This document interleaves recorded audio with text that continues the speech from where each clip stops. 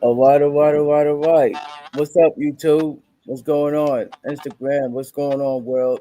Yo, my name is Triple T Reviews, and I'm the boss host up in this stream yard, up in this building, you know, and I got one of my best buddies here, and his name is Raymania Studios. Introduce yourself, Raymania Studios. What up?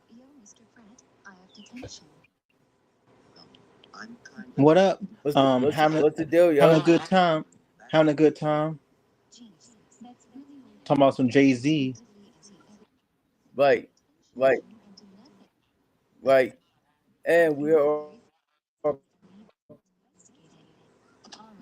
are reviewing my personal favorite titled Hard Knock Life Volume 2. However, Hard Knock Life Volume 2, all right? So please tell me, Raymania Studios, how did you get into Jay-Z discography? And I'm not talking about like collaboration albums or EP or anything like that. I'm talking about only his solo albums. Jay Z. I never really list. I never listened to his discography until now. Well, until I heard Hard Not Life Part Volume Two, which is today. But I do know Jay Z music because his songs were played on the radio. Most notably his signature songs, "Hard Not Life," which which used that sample from uh, a family film from the 1980s called Annie, Yeah, and we definitely gonna talk about that. yeah, and the song that he did that he did with a, a, a Alicia Keys, it probably Right. sticks to the mind. So Yeah, that's on what? The Blueprint 3 album.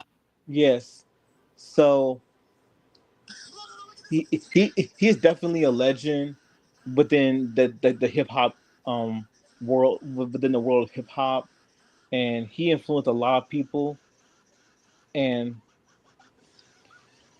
dare I say, he's one of, if not the, the best rappers of all time, because I put him in that Mount Rushmore with other legendary rappers like Biggie, Tupac, um, DMX, rest in peace. So he's definitely a legend, and And I'm Nas. glad we're giving him his flowers while he's still here. Yeah, man. That's something to consider it. Yeah, like that's why I love focusing on focusing on people, like giving them their flowers while they're still here, and not wait till they drop dead. Because a lot of these people, whenever someone drops dead, they didn't want to celebrate them. But no, celebrate them while they're still here, because again, that's fake. That's fake. Like, celebrate the artists when they're still here. Give them their flowers, do tributes while they're still here. Oh, okay. That's what I love. Like, just celebrating the legends that we grew up with. Right, right. Yeah, Hey, when Mania Studios has been spoken. All right. Do not wait until people drop dead and then want to do these fake album reviews by them. No, no, no, no, no.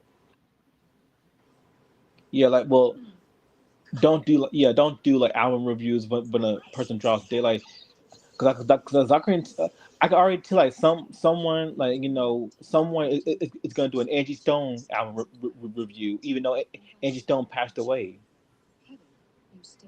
No, you do reviews while they're still here. That's what I love. Like, you do reviews while they're still here, while they're still, living life to the fullest. Right, like this, That's like why. this here. Like this hat here. It says Brooklyn, which is BK to the fullest.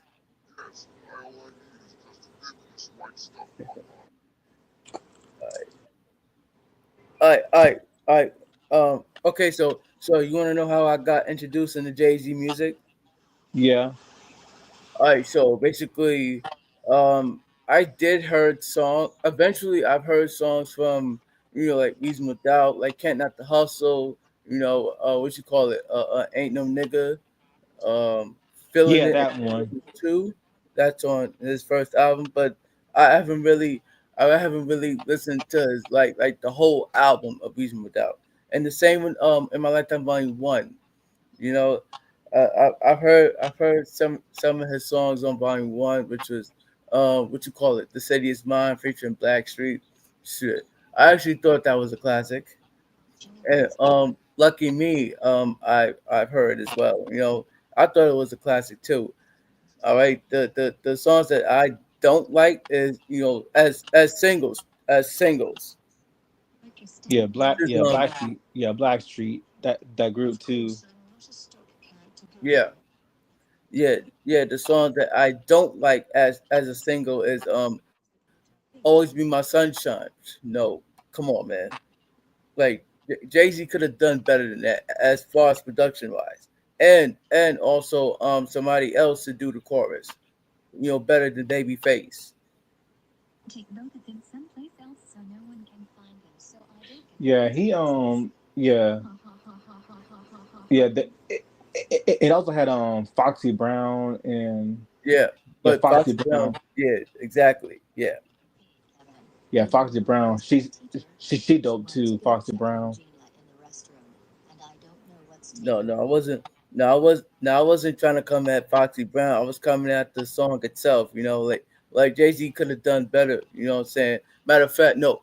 But you gotta think too. Like, like, like, like, like this was during this time when Biggie Smalls had when Biggie Smalls had already died and stuff. So Right. that's why, yeah, so that's why the In My Lifetime Volume One was the album by Jay Z was dedicated to Biggie Smalls. And actually, there's a fact about that. The fact is that most of those songs that Jay Z that Jay Z took had on Volume One, that those most of those songs were supposed to be for Biggie Smalls.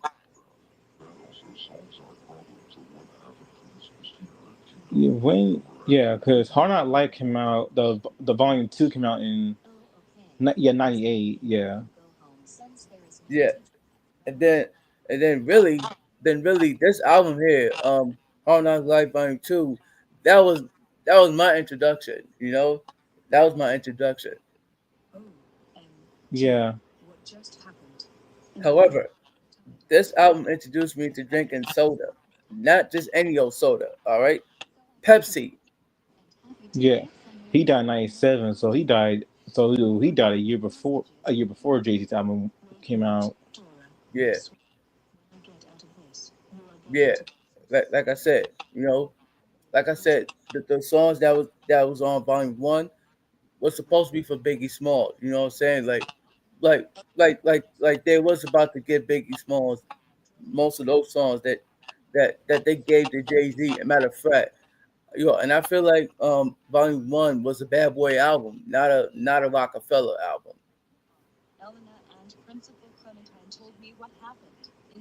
Hmm. All right, enough said. Um, let's go into the quick facts about this. So actually, there are 15 facts, but we might go, like at least 6 to 8 facts, if that's okay with you. Yeah. Let's go. Fact number one is that Jay Z doesn't even rap on the album's first track. Yeah, ironically. Fact number two is that Hard Knock Life Volume Two is still Jay Z's highest seller album. Actually the what you call it? The album was certified from 5 times platinum now to 6 times platinum. So I'm proud of Volume Two, man. I'm proud of Volume Two. Mm-hmm. Oh my gosh. Uh, Fact number three. Now, Swiss Beats was super young when he worked on Volume Two as well. So yeah, so Swiss Beats was like 18, 19, even 17. Told me what Because happened. remember when Swiss Beats was learning how to produce songs like from his Dark and Hella Side. Swiss Beats was still in school at the time, and Yeah. that his uncles wanted him to stay in school. Can we be released, please? Um, may I ask how you found me? Dora, I always know exactly where you are. Let me see. Fact number From my phone. five. Hard Knock Life Volume 2 only has two songs without featured artists. Yes, that's why it's a classic. Well, that's why it's a legendary classic to me. My gosh.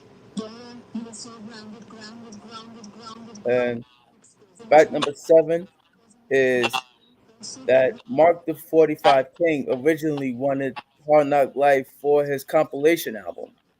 So again, we're gonna talk about that. I cannot freaking believe you right All now. right, let's go into let me see. Fact number 8. Cracker, where? Even though Money Cash Holds was released on December 18, 1998, as the third single from Jay Z's third album, Hard Knock Life Volume 2, produced by Swiss Beat. That song was actually for Busta Rhymes, Grounded for exposing Julie to the drugs and causing her to go high.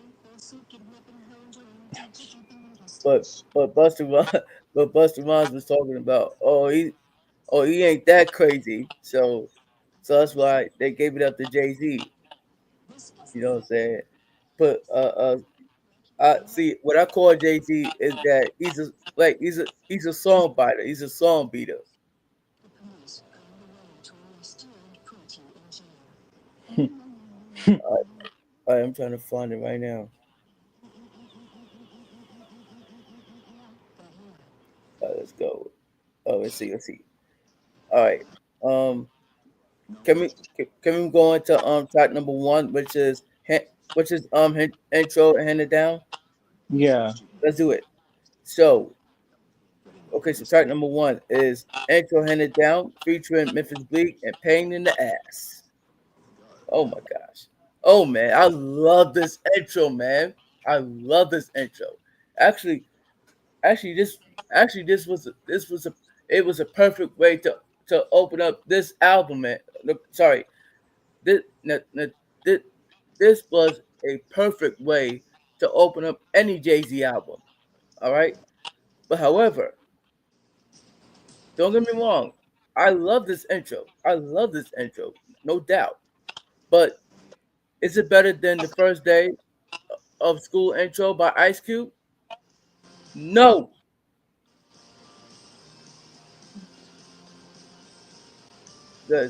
because again, you see the way Ice Cube opened up that album, The Predator, man, was was a legendary classic intro where the white cop from early Grand Theft Auto where he after the school bell rings and shit say he said you know I can't even get the words I can't even get the words up. Okay, just give me a minute, Ray. Just give me a minute. All right. Three for me and three for you. What do you mean? Oh, you're going to have some too. Nothing more Oh than my you know god. concerning Sunberry. Stop talking, fellas. I'm talking, fellas. So shut the fuck up. But on this intro, where Payne has says, after the heart pumping and shit, he said, sorry, bitch.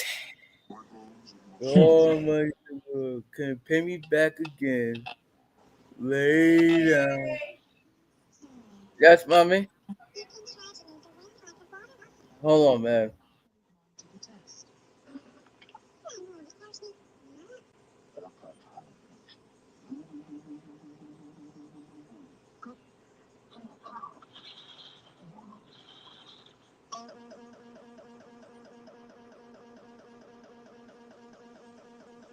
my sweet freaking mother of gosh, you just threw up all over my rug in my living room. Alright, little Bill, why are you here and why the frick did you vomit all over my rug? Actually, never mind. Dora, get your stupid ass over here right freaking now. You're in deep trouble.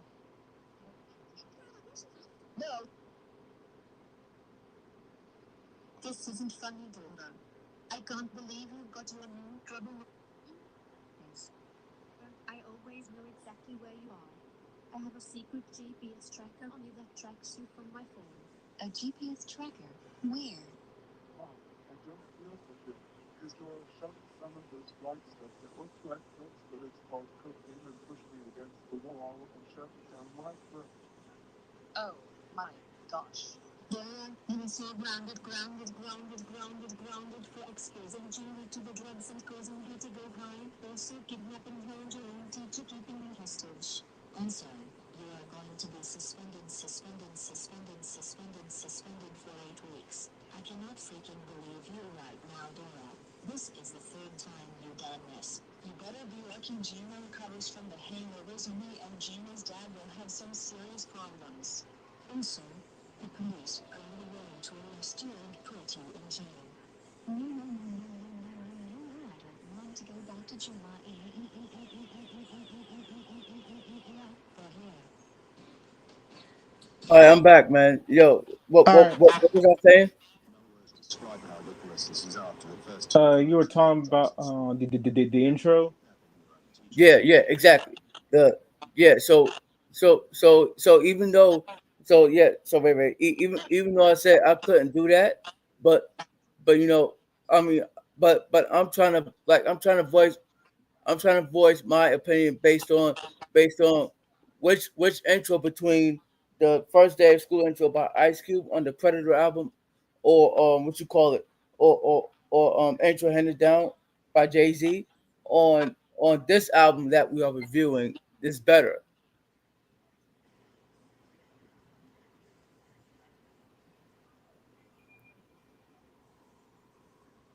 But however, I don't know. But but see, me personally, if I had to choose one or the other as far as intros go, I would have to choose the first day of school intro by Ice Cube, which is on the Predator album. Which what I'm saying, which I think is better than intro handed down by Jay-Z featuring Memphis Bleak and Pain in the Ass. Don't get me wrong, I love both intros. I love both intros.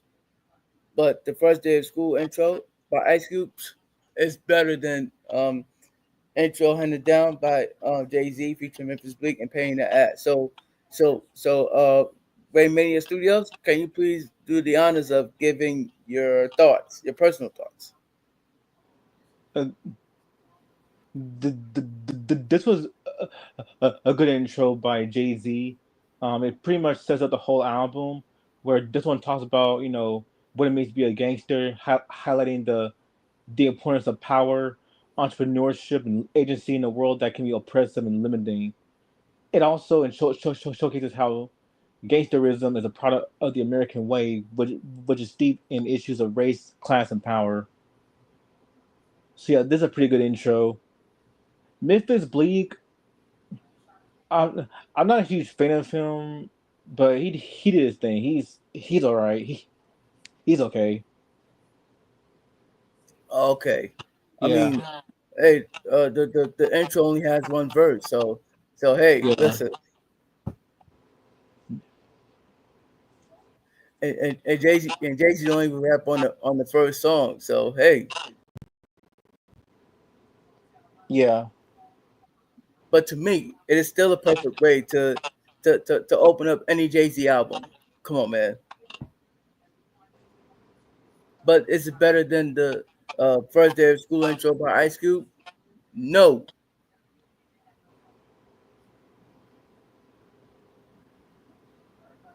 Both of them are classics though.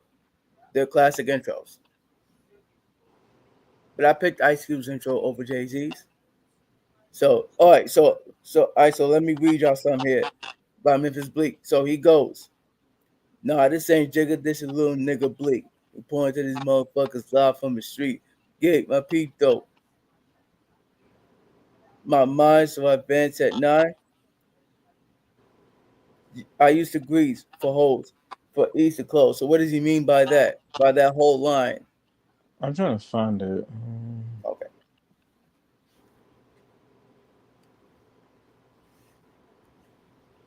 Jigga.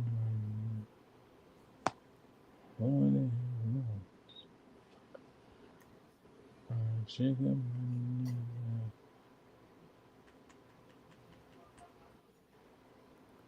Jigga.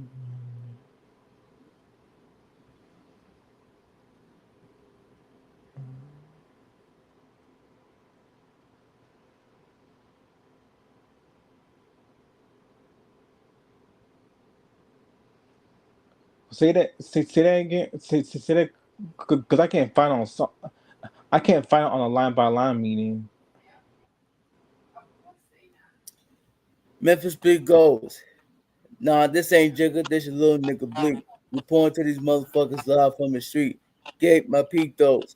My mind, so I advance at 9. I used to grease holes for Easter clothes.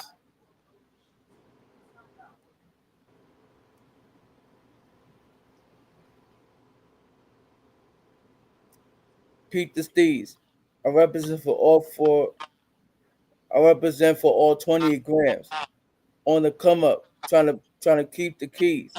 Large niggas. Tell me park the car, keep the keys. Find the hook rat and keep to Mickey D's. Oh my gosh. First gun, 2 bullets. Niggas know I do pull it. Niggas trying to kill me, dog. Who wouldn't? Screw Gooden. I pitch in the PJs. Oh my gosh. You've heard of PJs before, son? Man. PJs. Yeah. PJs is like a cartoon TV show, just like what you call it? Uh, Family Guy. Boondocks. Um, I don't remember the number. I mean, I know the show, but I barely remember any episodes from it. I was more Boondocks than PJs. Like that show tried to do what Boondocks that show try to attempt what Boondocks did right. I prefer Boondocks or PJs.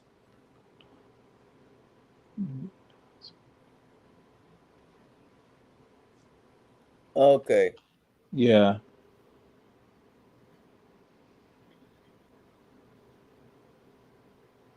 yeah. I can't find the verse in a line by line meaning.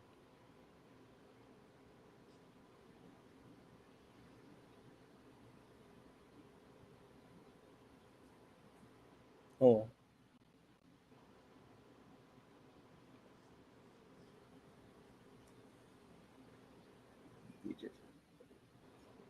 Little of the EJ. I split Dudges with my ring finger. You find a bitch that owe me cream ringer. Last sing with Bing. He got drawn between us. Shit is constant. That's why I pat the Johnson and Johnson for the nonsense who wants it. I go to sleep with a picture of a Porsche on my wall. Man, I'm trying to come up on y'all. Get one up on y'all. That's why I hustle in the streets for some down sun up on y'all. Mama said keep bullshitting, they kill you dead. 1 week of the hustling, bought a living room set. Wait, hold up. You, I mean, you could do that nowadays, man. Huh? You could do that nowadays. Do what? What, one week of hustling and then buy a living room set and shit. I don't know. Okay, okay. Well, that's another topic for another day.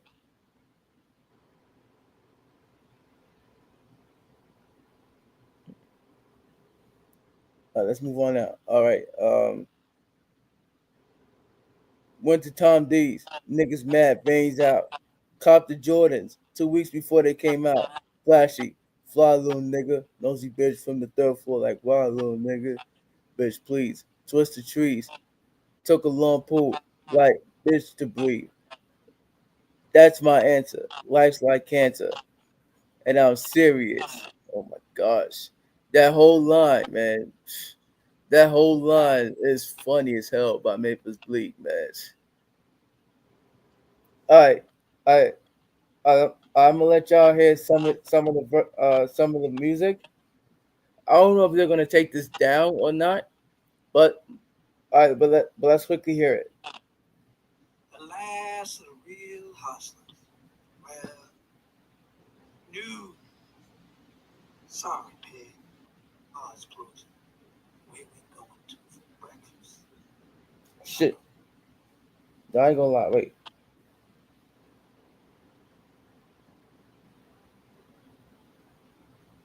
Fella, y'all. Trying to come up in the game. Rockefeller, y'all. Need a cop. Just give me here the we go. word. Nah, this ain't jigger. It's your little nigga blink. Reporting to these motherfuckers live on the street. Game my peep nose. My mind's so advanced at 9. I used to keys hoes for East clothes. People the steeds. I represent for all those 28 grams. Wanna come up. All right, all right. Let's, yo, man, let's move on here. Yeah, yeah. Track Don't get number two. don't get a copyright strike. Yeah, I'm not trying to. I just wanted, I just wanted, I just wanted to play, play a little bit of the song and we move on. All right. Again, track number two, which is Hard Knock Life Ghetto Anthem. All right, so I have okay, so I wasn't really into this song like that, but yeah, I did like sure I did hear it on the radio whenever whenever the radio station plays or rather if somebody in their car like with the audio system with CDs in this inside, they play that song to death. So oh, and I love this song by the way. This is come on man, this is a banger too. This is a banger. All right, so it's your turn, Ray Ray. I'm gonna keep this short and simple. Um, Classic masterpiece. Um, Legendary song. The the any sample was dope. I love how Jay Z incorporated the Hard Knock Life sample from that classic iconic 1982 musical Annie, not the remake, but the original Annie from '82. Um, Like, Very great production. Like it's a very happy, lighthearted track. That talks about facing adversities and, and being and knowing the facing adversities and knowing the and and knowing perseverance in the face of overwhelming obstacles. So yeah, very great song, classic song, masterpiece. No said, no said. okay, that's good. I'm gonna give y'all something right here. Let's see. Wait, okay, let's go back to the verse. Let's go. Let's see. Verse three. Jay Z, he goes. I don't know how to sleep. I gotta eat. Stay on my toes. What does he mean by that?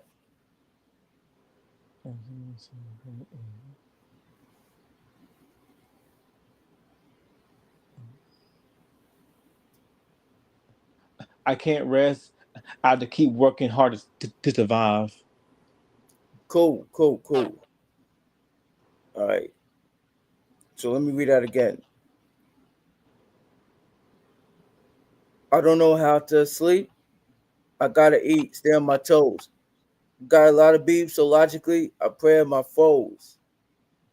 Oh, I guess he's talking about Nas. Hustling is still inside of me. And as far as progress, you you be hard pressed to find another rapper hot as me. Uh, okay, let's switch gears right here. Okay, what does Jay Z mean by "you be hard pressed to find another rapper hot as me"? It is hard to find another rapper as successful or as talented as me. Okay, all right. So I'm not talking about now in this new generation.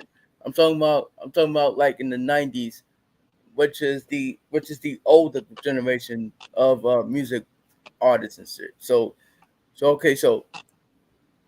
right now, who do you think is better than Jay Z in your top five rap artists? Um, Oh, oh, Five. and groups count too. Huh? Okay. One Nas, two Wu Tang, three um Tupac, four Okay, Bust, Biggie, okay, and five. I know there's like neck to neck Buster. Neck to neck. okay, okay, okay. Now here's my top five rap artists, and yes, like I said, groups count. All right, so number one, Ice Cube, solo as a solo artist. Number two, Yeah, Ice Cube. I don't know what. Onyx.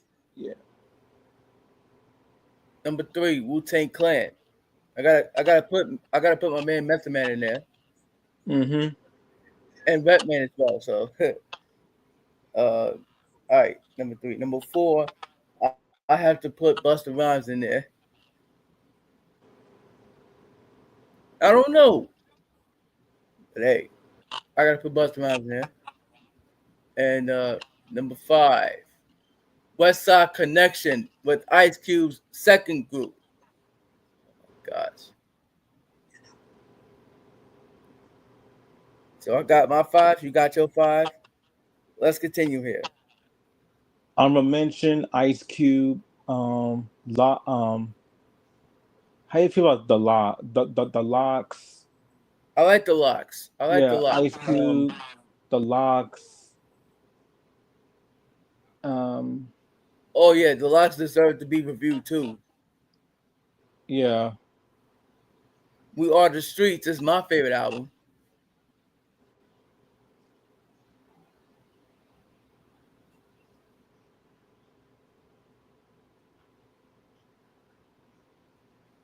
All right.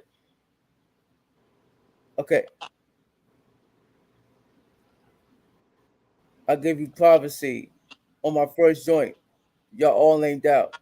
Didn't appreciate it when the second till the second one came out. So I stretched the game out, asked your name out, put Jigga on top, and dropped albums nonstop for your nigga. Oh my gosh. And then the Andy Kids, they talk about it's a hard knock life for us. Come on, man.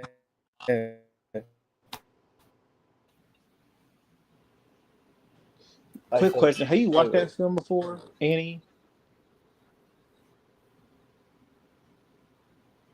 Huh? I said, quick question: have you watched that film before, Annie? The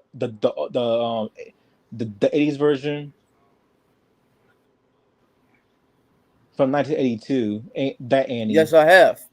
Yeah, classic film. Not the remake, but the original. Yeah, that Annie. I said I watched that before, Yeah, man. yeah, I know. That film never she never got a remake. I'm sorry. It was found for what it is. I mean, Not every I mean film that need, song need, need did kind of blew up, man. yeah, not every film needs a remake. I'm sorry. Look at what Disney's doing. They're shit now. Yeah, you can say that again. Like they're not as innovative as they were before. They just want to spew out remakes and remakes and just shitty films.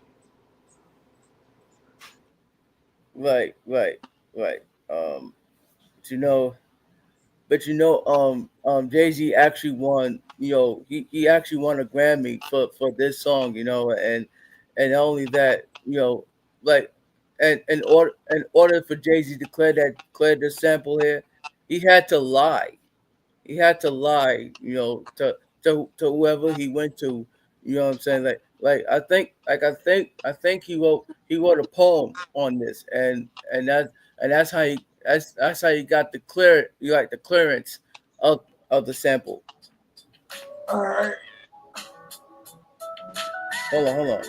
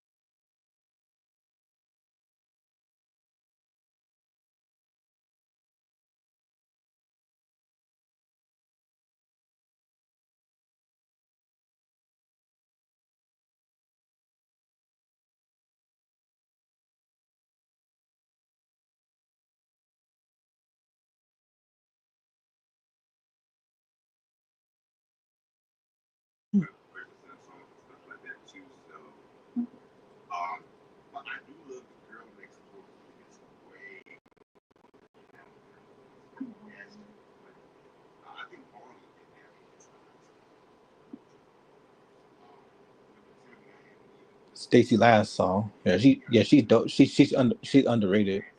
Underrated.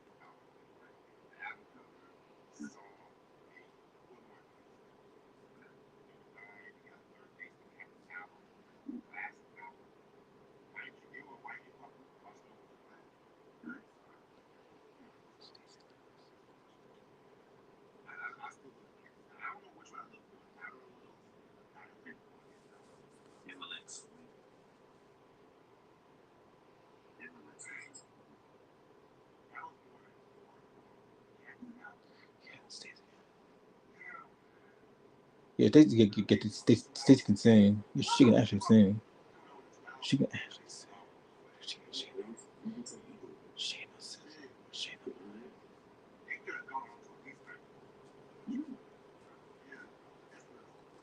You there? I think his mic is muted.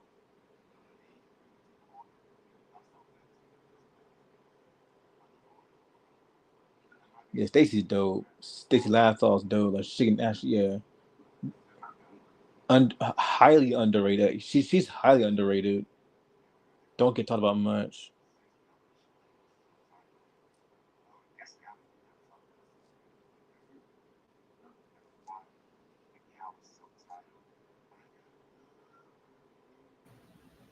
I'm back. Another one of my family members called me for my birthday, so All right, that's why I said hold on.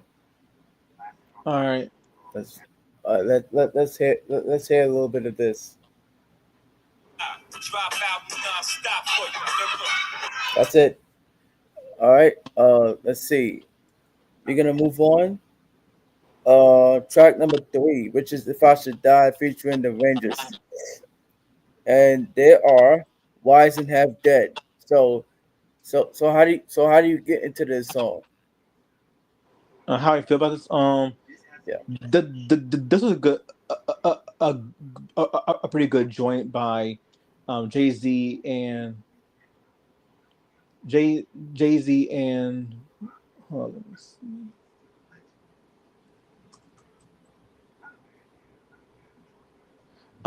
Yeah, Jay Z and Don Rajaz. Yeah, that's his name. Don Rajaz. This one addresses i- i-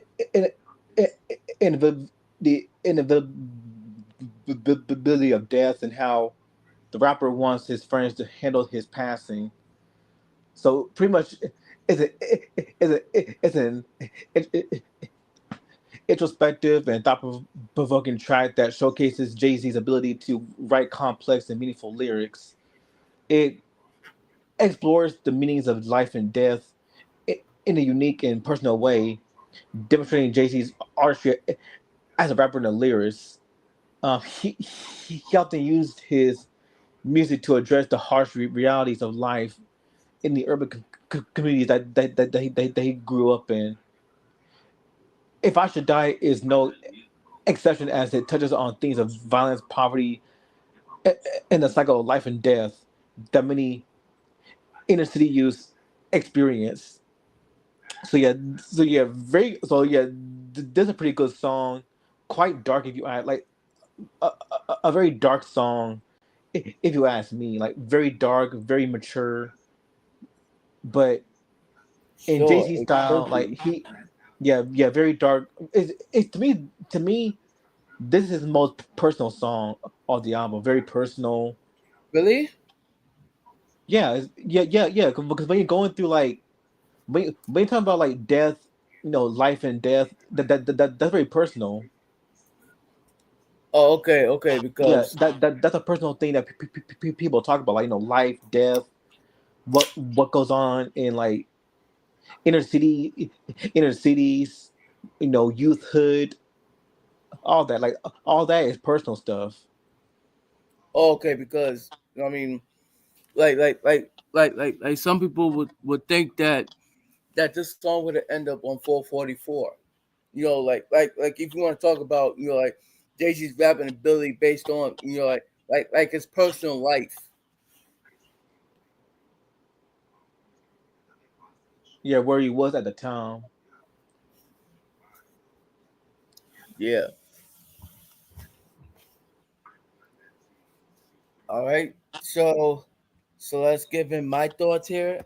I mean, this was this was this was a great. I'm gonna say a great song. Um, but I gotta say one thing about the Rangers. They both sound like too much like Memphis Bleak. Don't get me wrong. The range, Uh, okay, the ranges, the Ranjars. Yeah. I never heard of none of his stuff, so I can't say if I like him or not. You're like, whatever happened to these dudes, man? You know, I don't I know, mean, I like mean, dude, Deranjas, Memphis Bleak, um, no, Abil- Memphis Bleak was still with Jay Z's albums. You know what I'm saying? After this, but right, but but but the Range Emil, Dogs, but the Ranjas, I Emil, believe I think Jay Z shoved both of them out. Big Jazz, Emil, Yeah, Jazzo, a mill. um, Yeah. See, here's the thing about a mill. A mill was too lazy. yeah. I was never a huge fan of Emil. She should have been off of that track that we're gonna get into. Yeah. Can I get a? Yeah, I never cared for Emil. Like she should have been off of that track. Hey, that's how I feel, man. Like she can't rap for shit. Like and that's why that first album failed because one it wasn't promoted enough, but two she just sucks at rapping. Like you can't rap. You're not that pretty. But I'm sorry. Yeah, we might Like have to put a mill. they could have used another rapper like Eve on this track. Oh yeah, they could have used Eve. Yeah, because Eve can actually rap. She has style.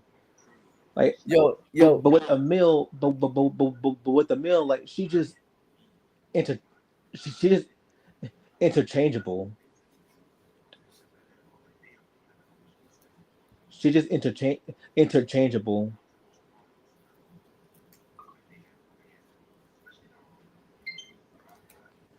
yo, Eve deserves to be on review too. Yeah, I love me some Eve.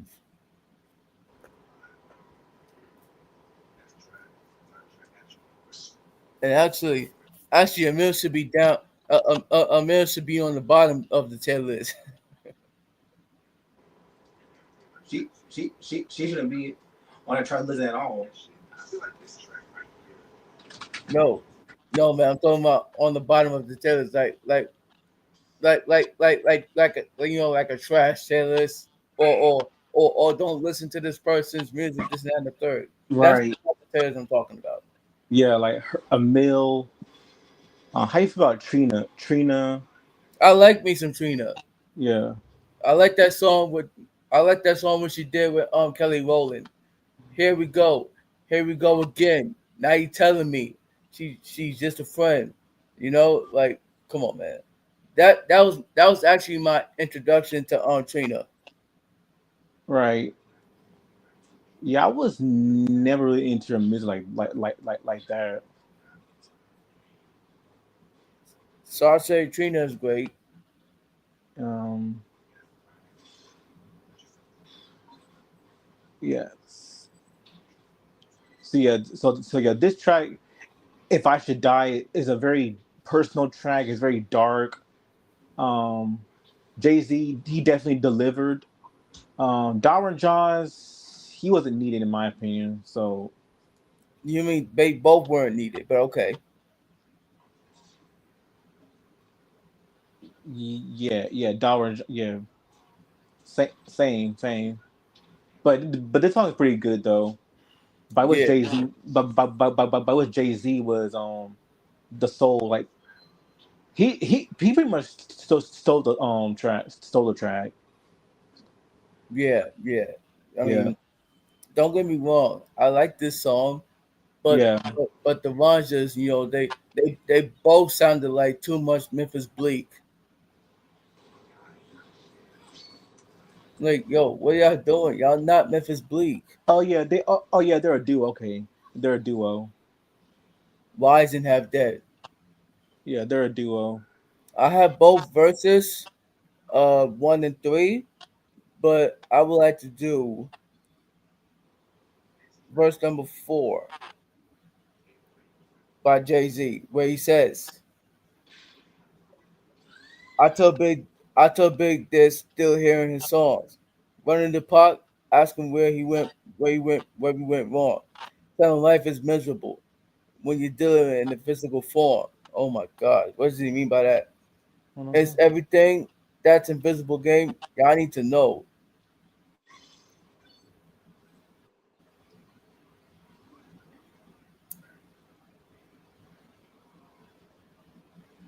Will I still feel the pain, or will it be ironic?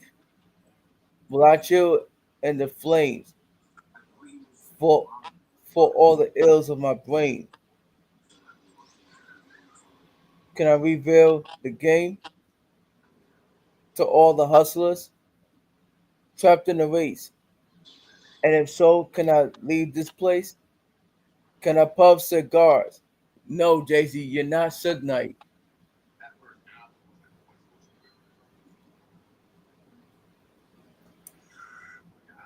Uh, Andre Cristal, if this heaven to me, this is considered heavenly. Can I still touch lives? Answer what's and whys. Make sure everybody in my fam clutch five. If I should die, don't cry, my niggas. All right, and we're gonna move on into track number 4, which is "Ride or Die." Yo, man, yo, I love this track so much, man. Yo, and the production by Stevie J was,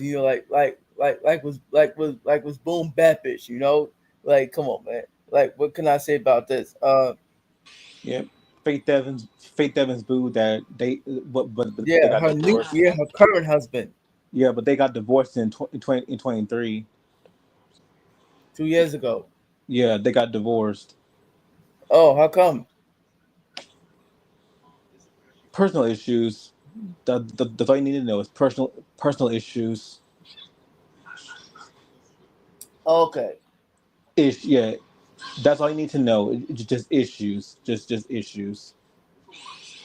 okay. Yeah. But getting back to this song here. I mean, and look, and if y'all don't know about this song is dissing Mace.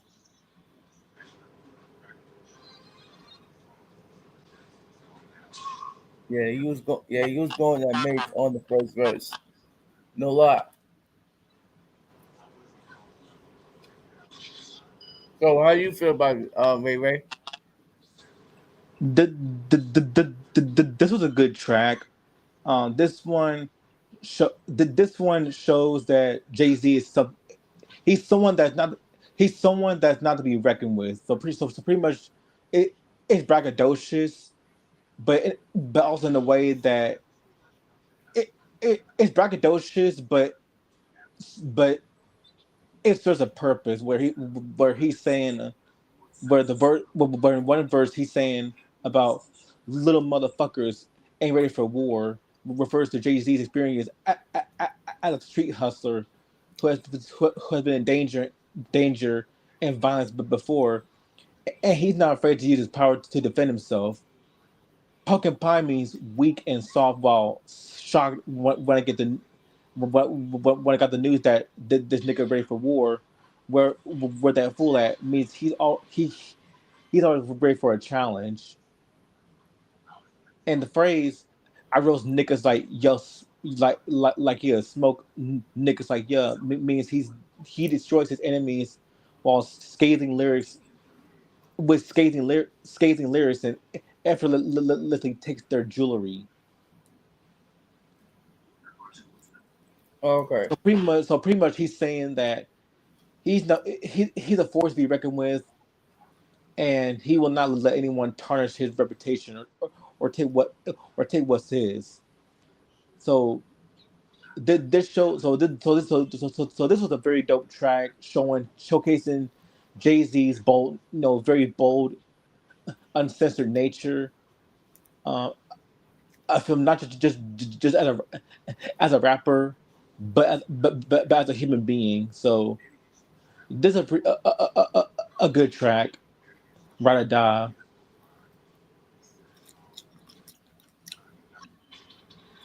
All right, cool. Uh, I love the line where he says, You see the respect I get every time I come through? Check your own videos. You always be number two. What does he mean by that line? Where is it? Where is it? And by the way, again, he's coming at Mace on this verse. Right.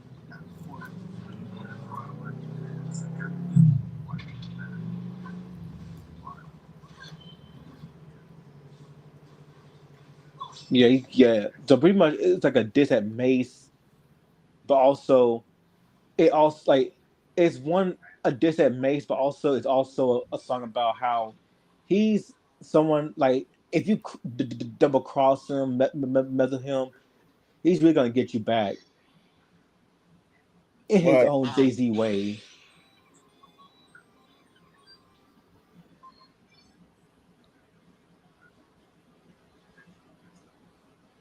Okay. Okay. So Then you okay, have, so you huh? see the respect. Okay, okay, so you see the respect I get every time I come through. Check your own videos. You always been on number two. So in my own words, what he means is that you see the respect I get. Like you see all this, you see all this like admiration and respect I get from people. You better check your word. Like so people are saying, watch your words, watch your back, because you always be because you always be beneath me. So he pretty much saying, I got all this, I got all this disrespect, my nigga, all this respect, all this all this admiration, but but with you, you always be you always be below me. You will never be me.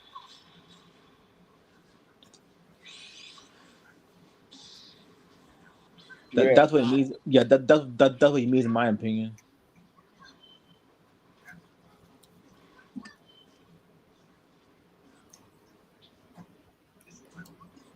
Well,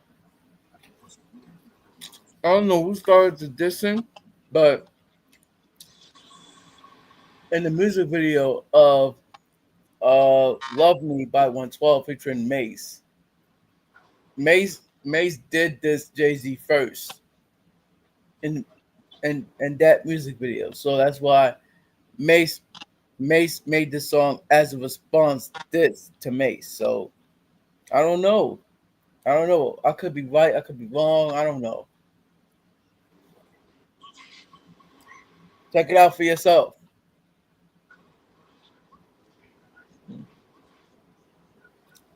Oh, no. I also love when he said, "Niggas talking real greasy on them R&B records," which is what I'm talking about. You know, um, well, I'm platinum a million times, nigga. Check the credits. S Carter, Ghostwriter, and for the right price, I could even make yo shit tighter. I roast niggas like y'all, smoke niggas like y'all. Oh my god, what does he mean by that?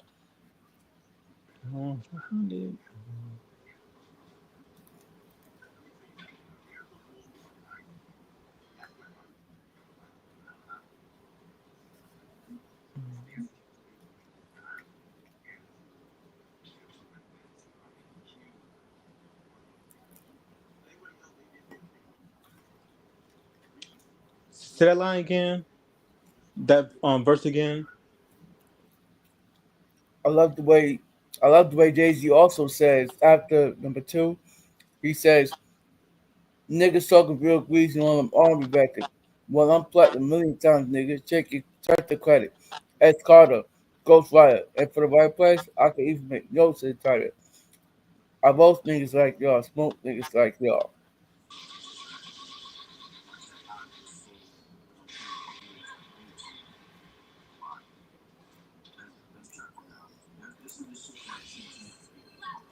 Mm.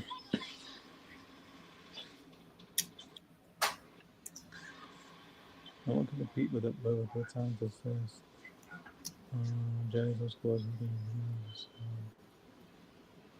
Mm.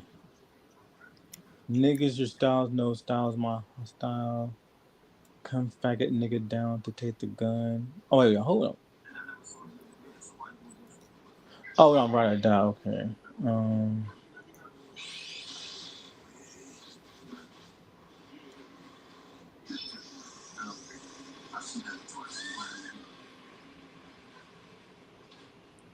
okay, say that verse one more time. Okay. Because we're on writing it down, right? Yeah, All right, okay. So you said niggas can fight with them, fight with jigga, kick a nigga, sneaky shit. yeah. Okay, so people are behaving petty and underhanded with me. I express profound truth that expose people create division. No one wants to go head to head with me because one of us will unquestionably come out on top. I am the leader of this pack, and women adore me for it. My sexual prowess is something to behold as a major source of pride. Now is the time to distinguish between things and people. Let distinguish between values versus fake, true versus false. Only the genuine and authentic are acceptable here. Okay.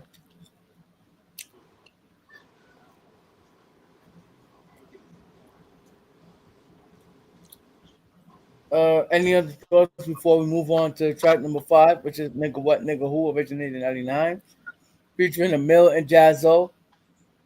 A million. Wait, it didn't say a million on the track listing. It says Big Jazz. Yeah, but Emil does the chorus. Well, she should be on there. Like who? Okay, first of all, who gave a mill a record deal? Jay Z, apparently. Well, he should have backed out. He should have backed out because she can't rap for shit. Like she should not like. I'm glad she should not on that track because that's Big Jazz. So let's go with Big Jazz featuring Big Jazz. Either way, track number 5, which is "Nigga What Nigga Who" originated in '99. This was actually Jazzo's final collaboration with Jay Z. So, anyways, I'm okay. So, listen, man, I love this song so much, man, and I thank my uncle for that. Like we used to play this song on the second Dreamcast, man. He had this album playing "Nigga What Nigga Who" in '99 every single day, man. And I used to come in his room, and I used to hear I used to hear that song every single day. So for me, that is a perfect song for me. You know, I thank my uncle for that. Yep, yeah. This is a Another very thing, great song. I love that production, man. I love that Yeah, production. it's very It fast. Like reminds me it's of what the Sega Dreamcast. yeah, Like the start up with the music, like with the music player and shit. That's what it reminds me of. And also, I love Jay Z's fast paced flowing, flowing and stuff like that. And I even love that music video, man. That the futuristic animated video has already been out, like by Busta Rhymes and Missy Elliott 1 year later and shit. All right, but that was Jay Z's own version of the futuristic music video, like like like like where he's like what you call it, like out of space and shit, man. With the galaxy planets and all that, man. That's what I love about the music video. yeah. This one's a very great track. Um, both Jay Z and Big Jazz did their thing on this track. I love the fast paced production to it. It really shows like that. It has that old school vintage vibe to it. That is that is very reminiscent of old school music. Um, so pretty much it's a song where Jay Z brags about his skills as a rapper. So it's braggadocious. It's a braggadocious song about him, brag about his skills as a rapper. and the success of his label Rockefeller Records. Right. It repeats the lines "nigga what, nigga who" to assert Jay-Z's dominance over his competition, and the use of the word "nigga" in the song's title gain a lot of controversy because some people um, criticize Jay Z for using the word so casually, but Jay Z defended his use of the word, arguing that it is a term of endearment used amongst black people. Right. It always been it's always been that, since like ever since they trying to censor Tupac out. Right. Like when it comes to the word nigga, like the word nigga has its like positive connotations, but it also has its negative connotations. When you use the word nigga in in a positive way, you say you're saying in a way that is respectful, respectful and kind. You like he's my nigga, you're my nigga, you always be my nigga to the very end. That showcases your kindness, your support. But if it's using a negative connotation like shut up, shut up, you nigga, you're a dumb nigga. Like that that's where you're saying it in a negative light. So the word nigga has both its positives and negative connotations. Okay, okay. Yeah. Very question. On a positive note, am I a nigga? Yes. Oh, okay, okay. I just In a positive way, I, like if you use it in a positive way, like let's say, oh, you're my best, like you always be my nigga to the very end. That means oh, you always be my best friend till the end. That means you're showcasing that in a more positive light. Because like I said, it has both its positives and negative connotations. yeah, yeah.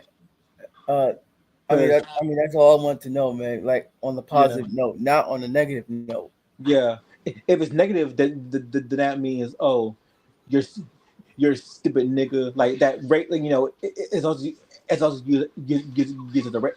as a racist word as well when you're referring to black people too, or Yeah, indigenous people too. Blacks or indigenous people. yeah. And there's another way of saying the word nigga, which is Nigger. That means like if what you call it, like if the Caucasian people would say the word nigger, right, to an African American person like us, they get cut. Right. But it's not black and white though, because you have black people saying that to their own race. Right. But they use the word nigga, like Nigga. Yeah, but some do use the word with a GER too. I mean, Exactly, that's I mean true. the N word. I mean the N word. I mean the N word is still the N word.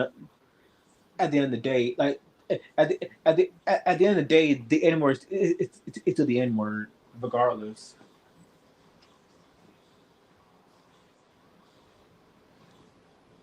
So wait, so it doesn't matter how you say it. It depends. It depends on. It depends. I'll say that. It depends. If you're using a positive way, like if you're saying to a best friend in a positive way, then yeah, that's positive. But if you're using it in a negative way, then that's negative. So pretty Yeah, much so So it depends. It depends. All right, let's get back to the song, man. Nigga, All what right. nigga who originated in '99. All And right. I don't even know why they put Emil as a, as another feature artist, because why put her on there, even though that she's the one who does the chorus for the nigga, what nigga who originated in '99. Yeah. Hey, you keep talking about you keep talking about the track. I'll be right back. About to get something to eat. Oh, I bet, man.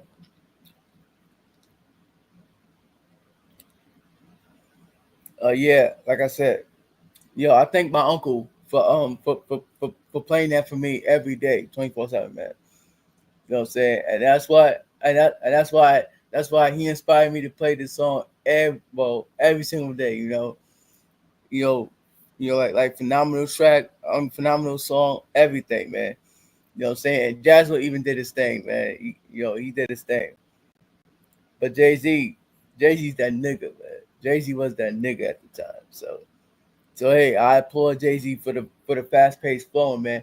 And I also applaud Timberland for the production side, man. That production, reminds me of the second Dreamcast. All right, so I don't know what Timberland might have did, that was sampled the second Dreamcast, music player startup and all that shit, man. Somebody let me know in the comments, man. Somebody let me know in the comments. Not only that, somewhere a remake that somebody else did the production. Oh, and by the way, there was a mashup with Jay Z, nigga who originated '99, and Brandy's Angel in Disguise. Y'all might want to check it out on TikTok. So yeah, y'all might want to check it out on TikTok. You know. Oh, and Ray Ray should be back by now, so that we can get on with the probably the verse or and then the next track, boom, the next song, so that we can talk about that and all the other songs that's on it.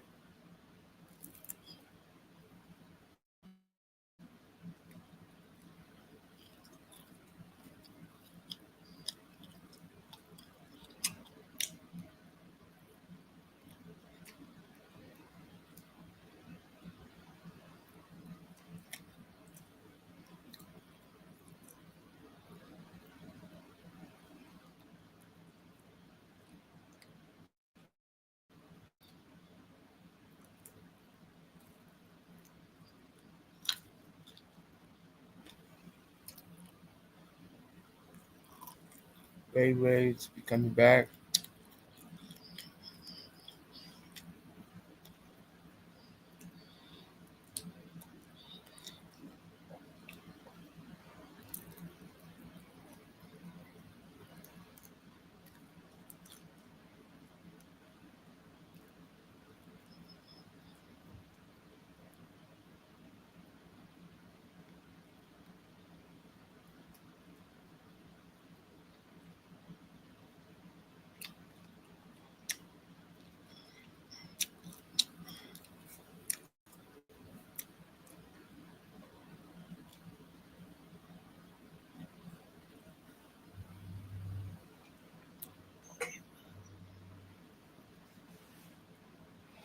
I don't know.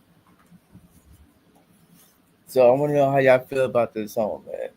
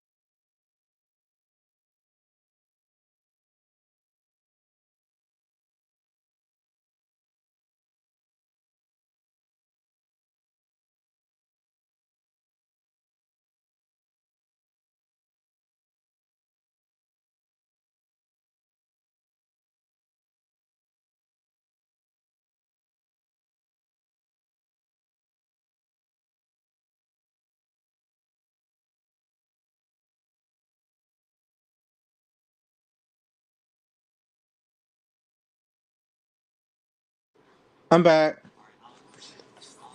So what do you think about the track? Cool.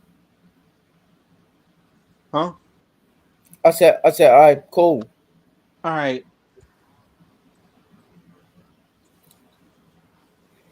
Let's do the verse real quick. All right, verse one, Jay Z, he goes. Motherfuckers wanna act loco, hit him with numerous shots with the full fold. Faggots wanna talk to popos, smoke 'em like cocoa. Fuck rap. Coke by the boatload. Oh my gosh. Shit, what does he mean by all this? People want to act crazy, so Jay Z responds with multiple shots from the gun. Jay Z is using a 44 caliber gun. People who snitch to the police will be punished or killed. Jay Z's not interested in rapping anymore, but rather making money from selling cocaine. Jay Z's on the run from the law, armed and ready to shoot with one eye closed. Okay. Alright. Uh Fuck that. On the run by gun high. One eye closed. Left holes through through some guy clothes. Stop the bullshit. Glock with the full clip. Motherfuckers better duck when the full spit. Oh my gosh. One one shot could make a nigga do a full flip. See the nigga laying shocked when the fool hit. Oh hey ma, how you? Also nowadays you wanna be nice now? Yo, I can't with you, Jay Z. I can't.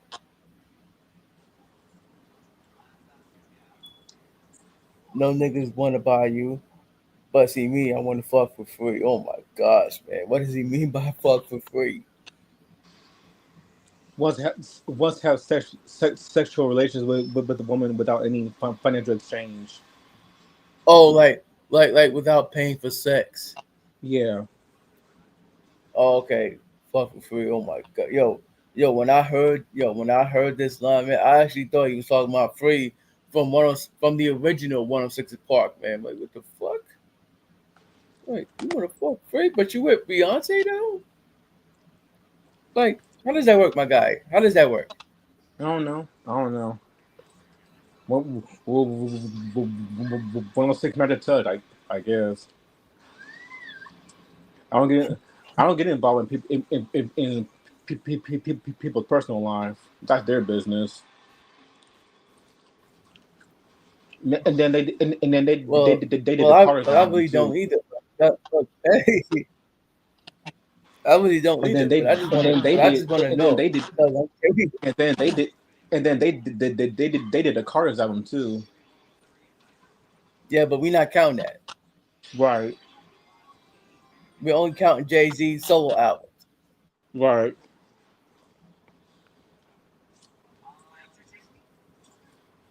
Fuck for free.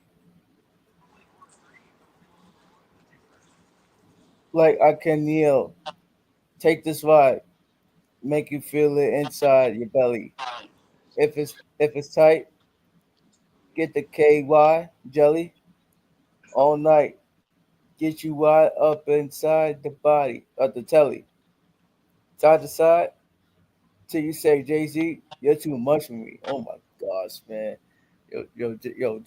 Jay Z had some nasty lines up in that verse. Oh my gosh, I can't with Jay Z. I can't.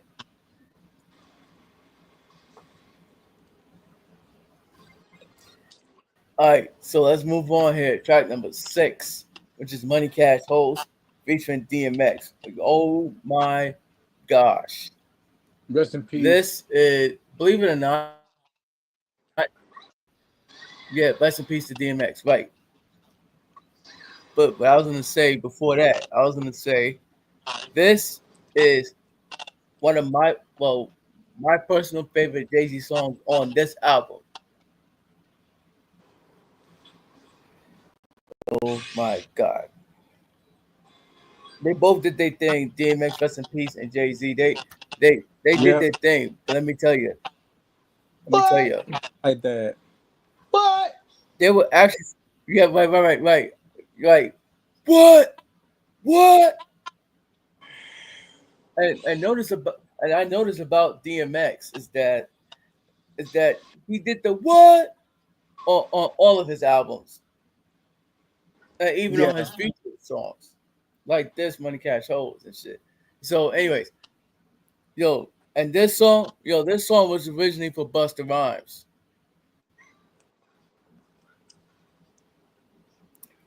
but Busta Rhymes talking about, oh, I ain't that crazy. Like, yes, you were Busta Rhymes. Like, come on, man. Like, like we heard your music on The Coming. We heard your music on When Disaster Strikes. Probably not the Final War Front yet, because like you was still because he was still working in the studio, to do that album. So and shit. We and plus nobody knew that the Final War Front was gonna have 19 tracks on there, you know? Right. Right. And the same with what you call it? What's it gonna be was gonna be another single, because at the time, Give Me Some More was Busta Rhymes' first and only single that came out in '98.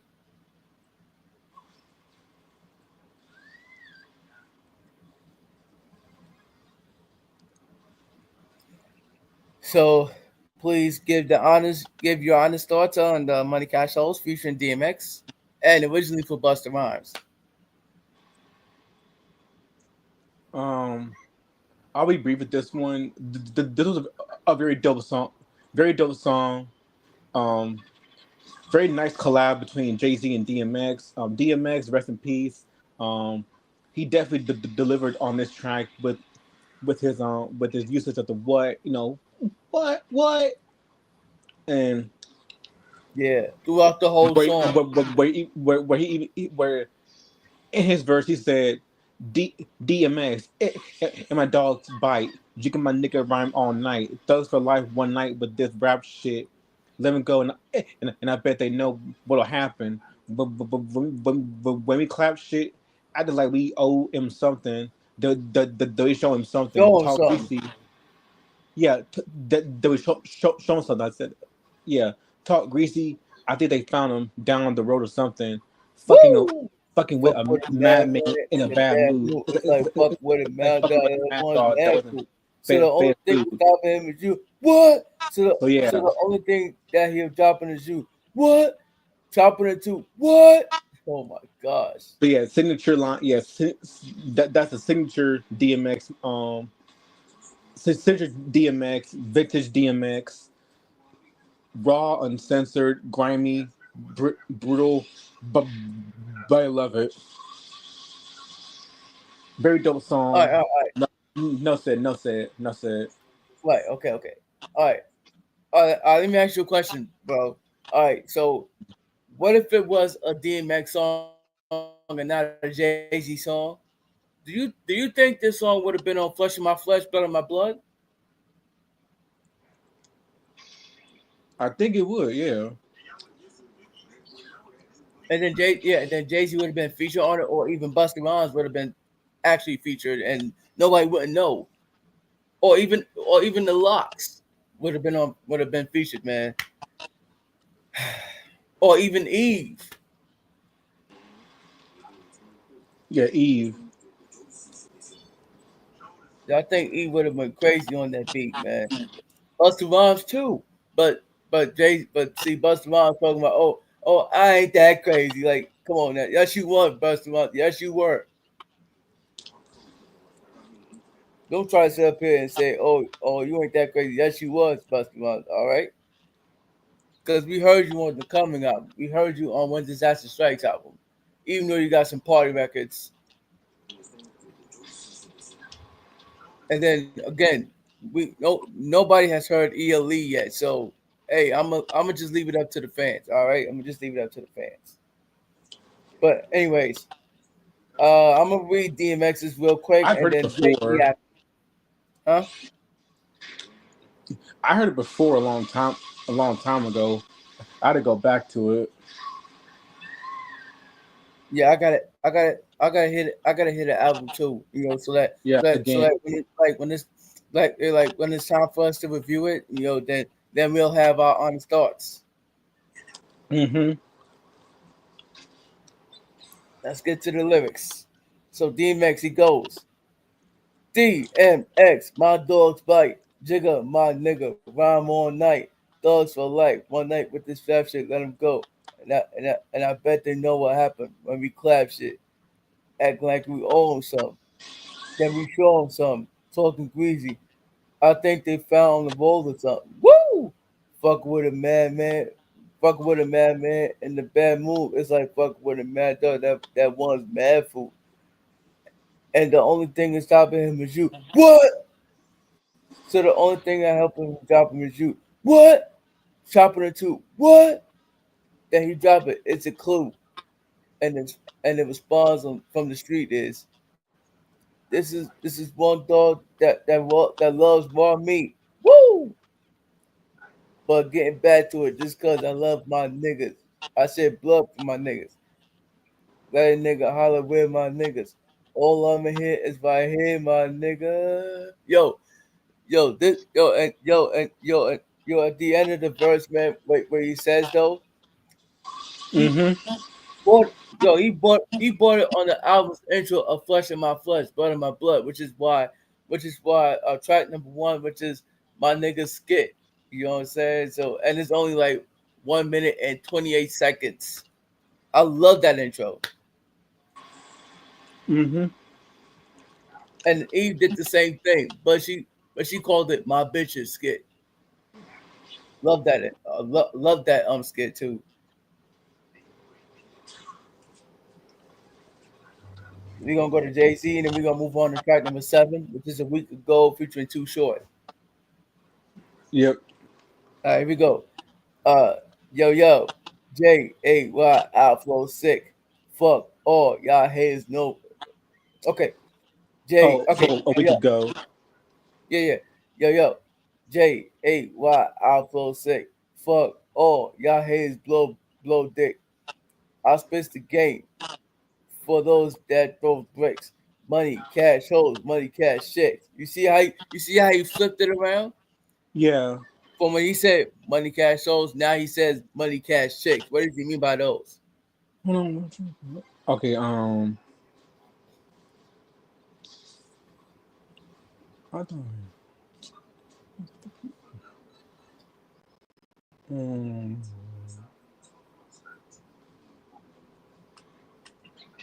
More money, more cash, more chill. Okay.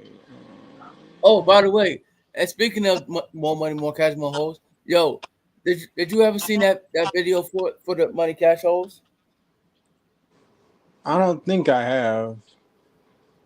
Yeah, yeah, I don't. Yeah, I didn't care for the video, man. So I watched it a long time ago, and frankly, that music video for it was trash. I love the song though. Don't get me wrong. I love the song with DMX on That's it. why I never watched. Don't get me That's why I wrong. never watched it. But that music video without DMX, yeah, that was trash. Don't get me wrong.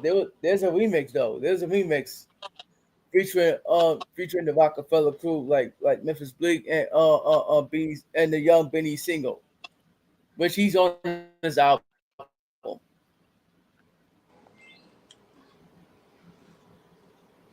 But again, I didn't care for the video. So Right. so so guys, I advise you not to watch the video. More money, more cash, more holes. Because DMX is not in the video. For those of you who are DMX fans, be DMX lovers. Alright. Okay. Sex, murder, and mayhem.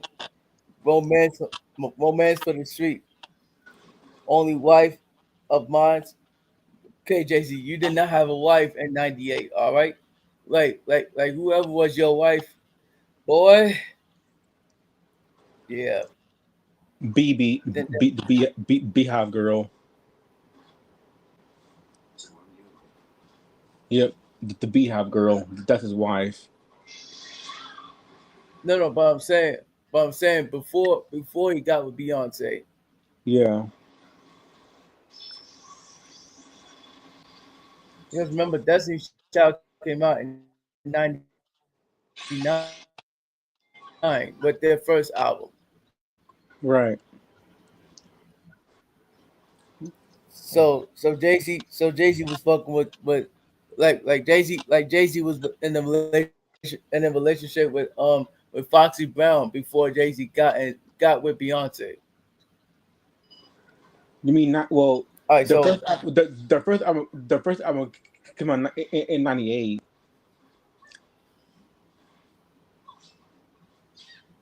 what was their second album? The rise on the wall. Oh, okay, that came out in '99 then. Yeah, they had that Uh, song uh, my, my, my, They had that song Bills and no yeah, no no they also have Say My Name. That's my favorite. yeah and jumping. Yeah, that's yeah. That came out that Yeah. the second album.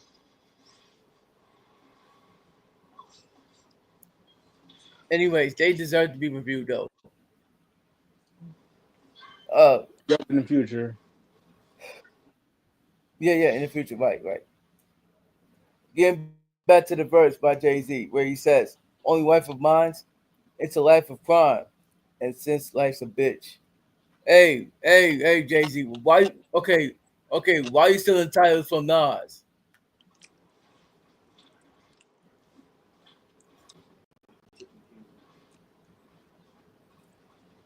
Yo, life's a bitch. It does deserve to be reviewed as a song review. You know, what I'm saying from Illmatic. So let's go.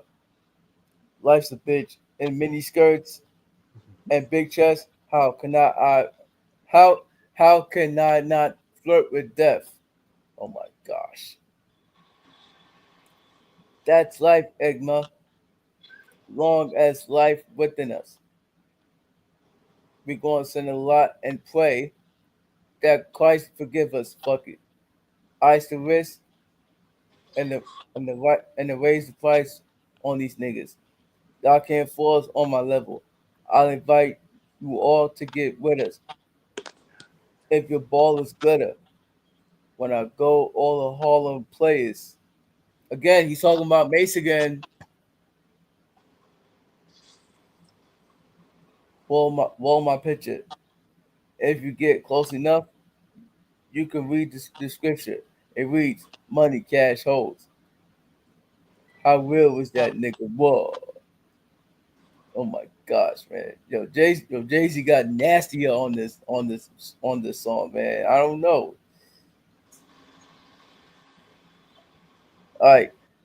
All right, that was number 6, Money Cash Holes featuring DMX.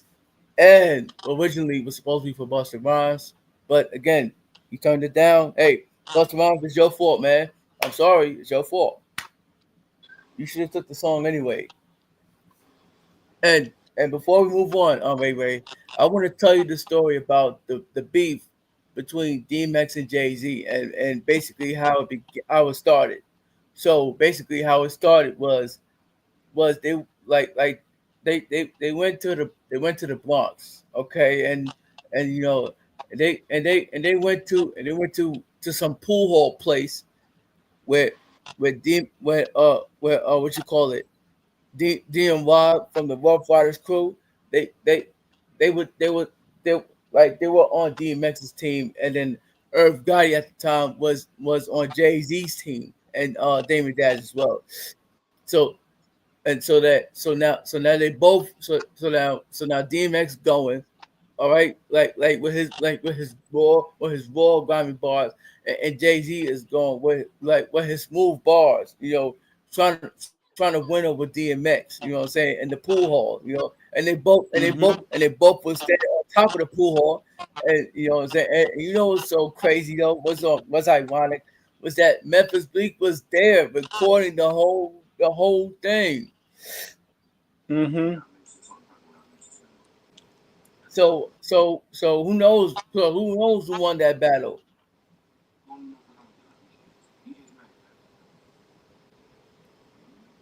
I don't know. So we're gonna move on now. Track number 7, which is a week ago, featuring Too Short. So what do you think about this song overall? On your thoughts? Um, Overall thoughts. This is a, a good song by Jay Z. Too Short. This one describes the betrayal of a former friend who turned to snitching, resulting in their previous luxurious life being turned upside down. So it details how Like, Jay Z Jay Z and his friend came up in the hood, hustling and helping each other out. However, once Jay Z's friend got caught by the authorities, he began cooperating with them, and consequently, their friendship became strained. Their once close bond, evidenced by the oath to never rat, what was forever damaged once the betrayal occurred. So yeah, the song as a whole, as a stark reminder of the dangers of the street life and the consequences that come with it. okay, Yeah. So in other words, don't turn down. So don't turn on your best friend. Pretty much. yeah, not only your best friend, but anybody, but to anybody else who you talk to, like who you're associated with, and who you guilty by association with, Yeah. or even your family members, who you ride with every day. Yeah. So yeah, um, okay, I like this song. I mean the production was was too much West Coast, and I get it because it featured Too Short, and I think Jay Z was the one who wanted to do a song with Too Short, or Too Short was the one who wanted to do a song with Jay Z. And believe it or not, Too Short got like 11 albums of his own. So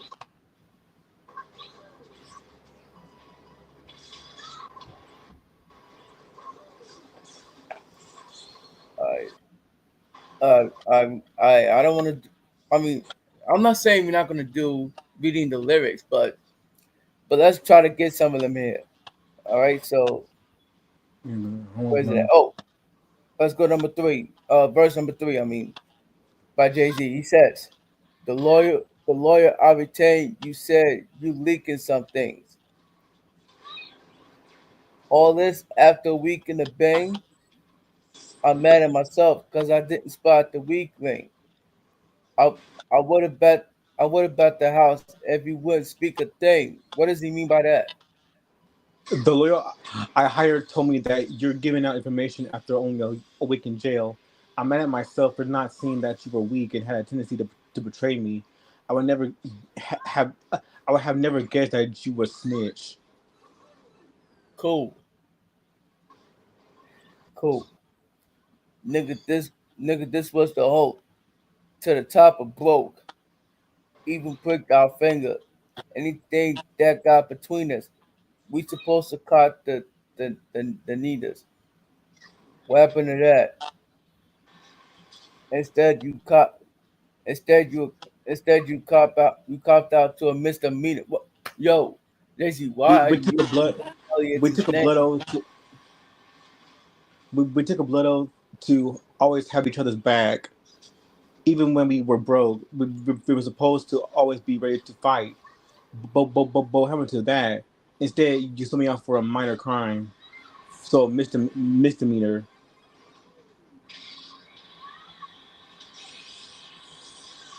Fuck it. The same thing make you laugh, make you cry. That's right. The same game that made you mad can make you die. That's life. It's a dice game, and sometimes you crap. Who would have thought you get popped one time and rat? Okay, that don't even make sense to me. Like, why are you talking about one time and rats? No, it's one The time and thing, rat. what he means is that the same thing that makes you happy can also make you sad. The same business that anger you could also be the cause of your death. It's a risky game, and sometimes you lose. Who would have thought that you would snitch after getting caught just once? That's what he means.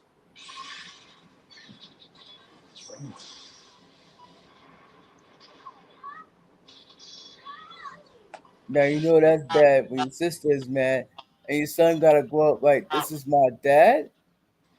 The labeling of a snitch is a lifetime scar. You always be yo nigga just minus the bars.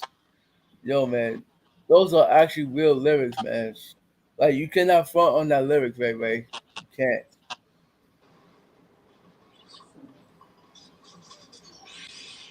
All right, let's switch. Let's switch lanes for a minute and talk about other hip hop albums that came out in '98 as well.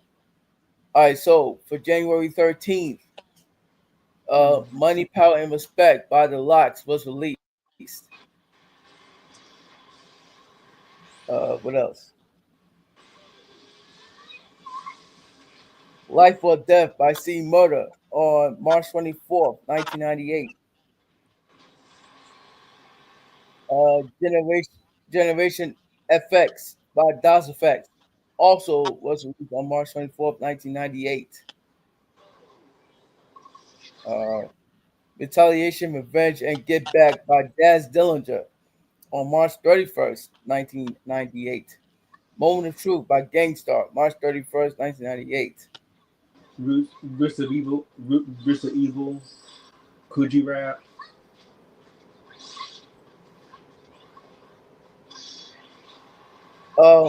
Capital Punishment by Big Pun, Yeah. April 20th, 1998. Exhibit, 40 Days and 40 Nights. It's Dark and Hell is Hot by DMX. Early 1998 of May 12th, not 19th. Wikipedia, you need to fix your release date for Dark and Hell is Hot.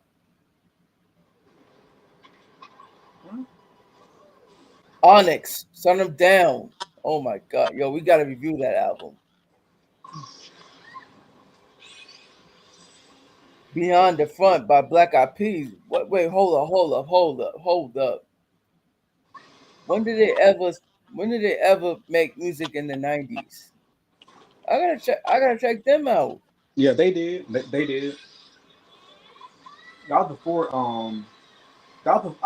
I think that was before they added Fergie in there for Fergie.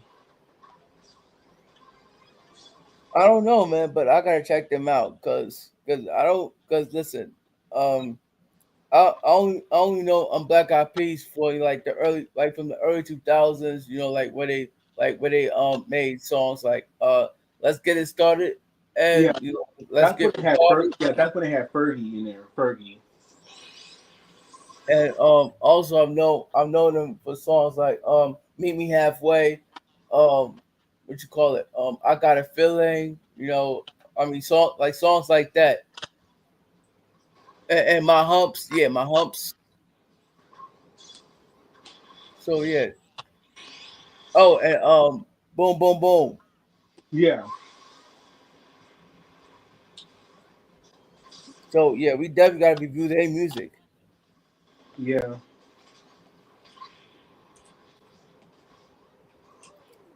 Uh El Nino by Def Squad. Nori by Noriega. Confessions of Fire by Cameron. Classics, okay, G Funk Classics Volume 1 and 2 by Nate Dogg. The Swarm by Wu Tang Clan. Rest, The game, rest in peace, Nate huh? Dogg. Rest in peace, Nate Yeah, Dogg. rest in peace, Nate Dogg, right, right. The, the game is to be sold, not to be told by Snoop Dogg. Isn't it his third or fourth album? What? The game is to be sold, not to be told by Snoop Dogg. That came out on August 4th, 1998. The game is be sold, not be told. Yeah, that's third album. The game is to be sold, not to be told. Okay. And then the Element of Surprise by E40. Okay, when did he start making music in the 90s? Cause I don't okay, I don't know. Um First Family for Life by MOP. Oh my god. He first debuted in '92 with Federal. Oh, and MC Light dropped an album and on August 18, 1998. It's called 7 to 7 by MC Light. Of course we have the Miseducation of Lauren Hill by Lauren Hill. On the Turntable by Biz Markie. 40 Days and 40 Nights by Exhibit. Don Cartagena by Fat Joe. The Imperial by Flipmo Squad. They just we gotta review that album by Flipmo Squad. Um Can Nah Bus by Cannabis. Who got the gravy by Digital Underground. And Sky's the Limit by Magic. Um How How You Love That Volume 2 by Big Thomas. Yeah, I definitely hold on, man. Hold on, man.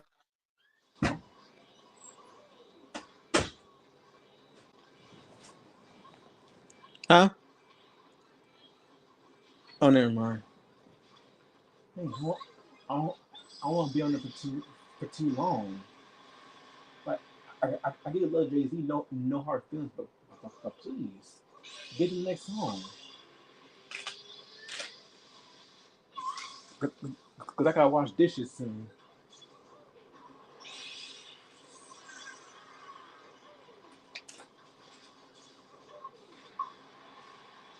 Don't mean to be rude.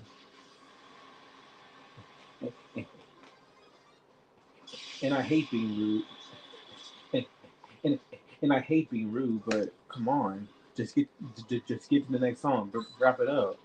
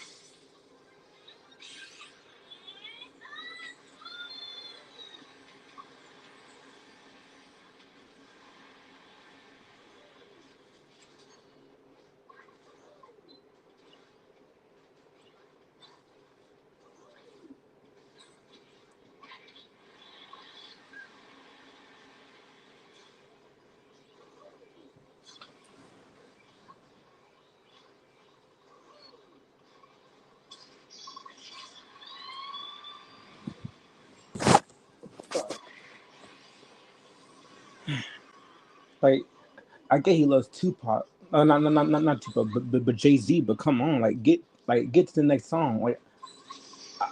No offense, no hard feelings. But come on, I don't I don't want to stay on for too long because I got dishes to clean up.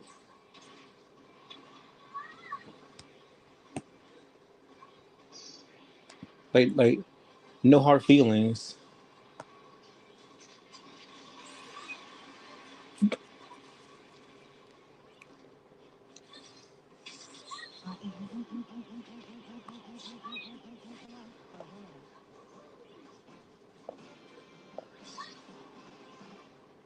No words describe how ridiculous this is after the first two times you've done drugs at school. Now you're kidnapping your own teacher and innocent student, Ouch. keeping them hostage. Come with me and get in your police car right now. And we'll go back today. I also see you still haven't learned your lesson from a month ago, have you? Let's go.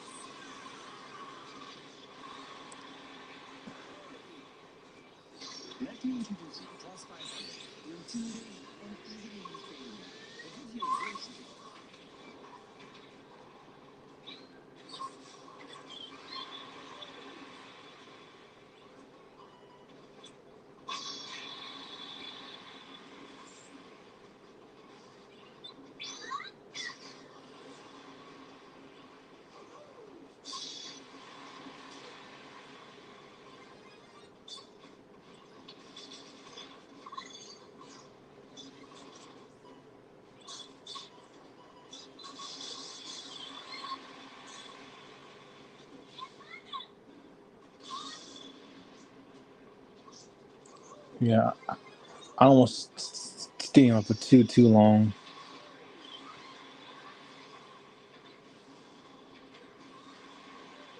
because I got dishes to clean. I got a bathroom to clean, so I don't, I don't want to stay on for too long.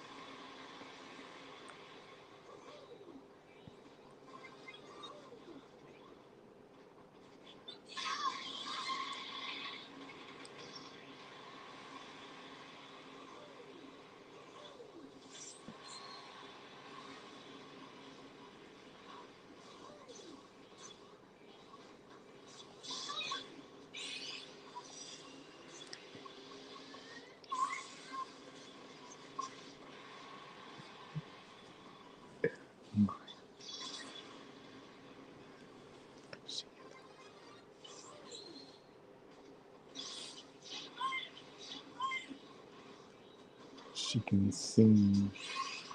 I don't think she can sing.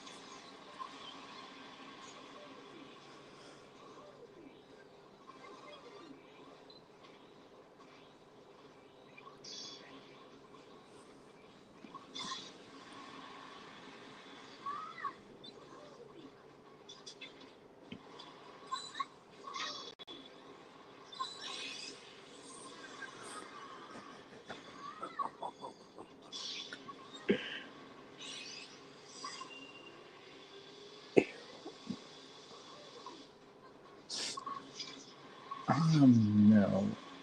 See, those are people that I associate.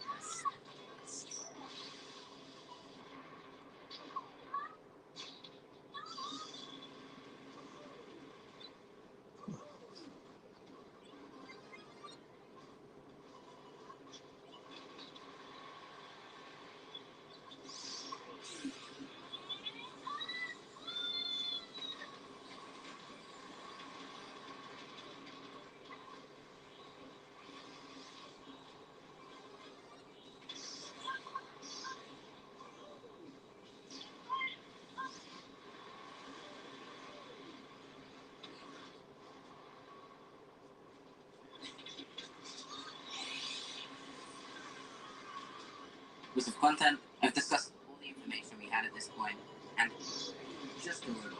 Who's that guy? Am I right?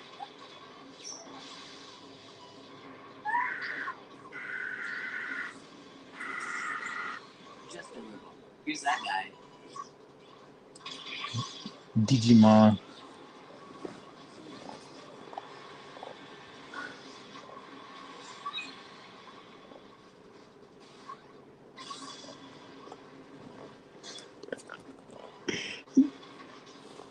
Am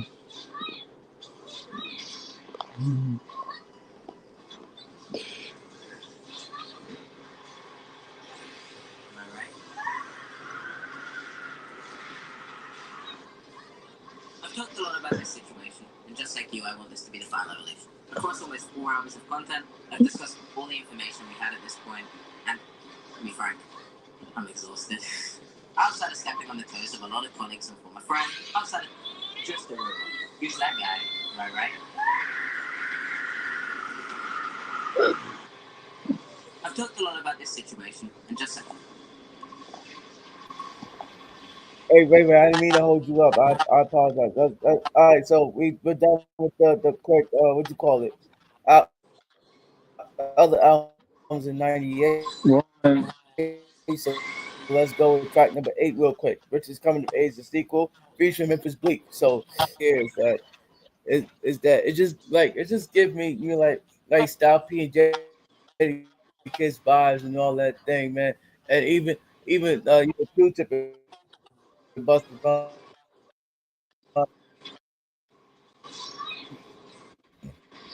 and and all them. Please give your honors of thoughts. This was a good track. Um, but it is a good collaboration with Jay Z and Memphis Bleak, where they talk about where it explores the lives of young men in Marcy, Brooklyn, and the pursuit of success and respect. The song's lyrics are about how Jay Z and Memphis Bleak help a younger person in the ghetto come of a gain respect. Although it's a song about ambition, the lyrics also implicitly acknowledge the illegal activities undertaken by young people to achieve their goals. Jay Z raps about how he can relate to the young man who wants to emulate his lifestyle, the money, the women, the style. He sees himself in the young man and recognizes the hunger for success that he had at a young age. He wants to help the young man, but also wants to relive his own youth. The song explores the cycle of ambition and mentorship, with the older generation helping the younger generations to achieve greatness.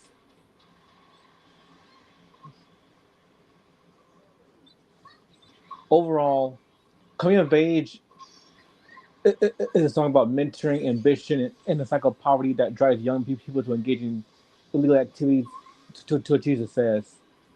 So this is a good track, like the message, um, quite solid, solid track. Oh yeah, exactly. You know, um, let's see. We have actually both of them collaborating together too. Verse number 1 is where Jay Z says, "It seems on like Keenan picking up on the vibe." What does he mean by it seems on like Keenan picking up on the vibe?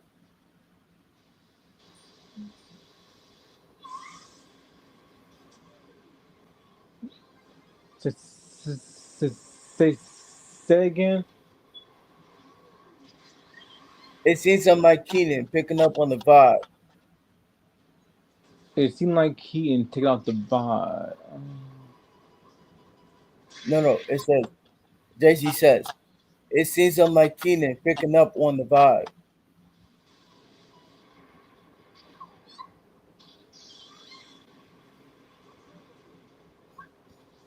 It seemed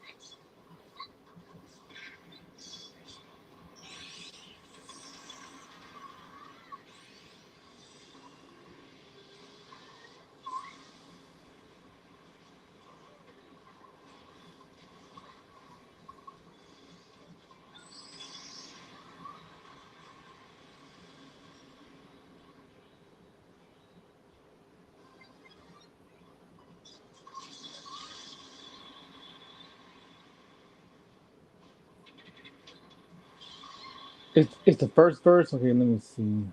God, damn.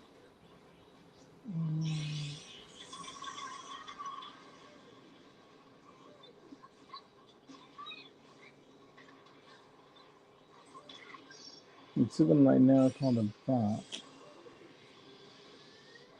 Repeat that again. I'm trying to find it. Repeat that again. Jay Z says, it seems I'm like Keenan picking up on the vibe. It seemed okay. It seemed.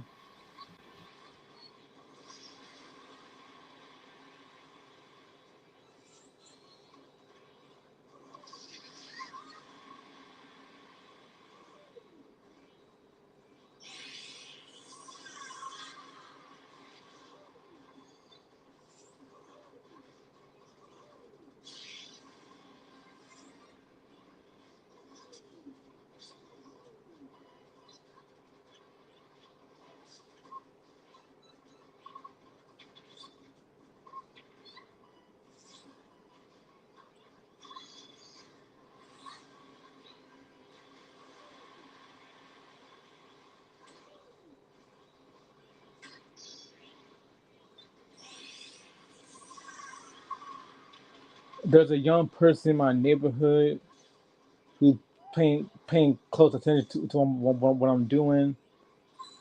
He's attracted to the way I carry myself and maybe trying to copy me.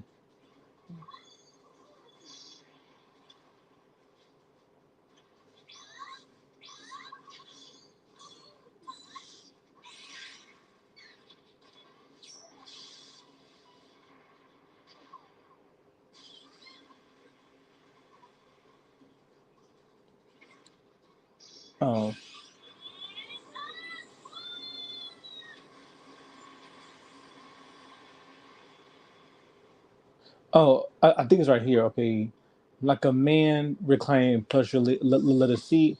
He's selling weight. I'm selling 8 balls. 16 trying to graduate to like my friend who is enjoying a luxurious life, sitting comfortably in expensive leather chairs. He is selling larger quantities of drugs, but while I'm selling smaller quantities called 8 balls.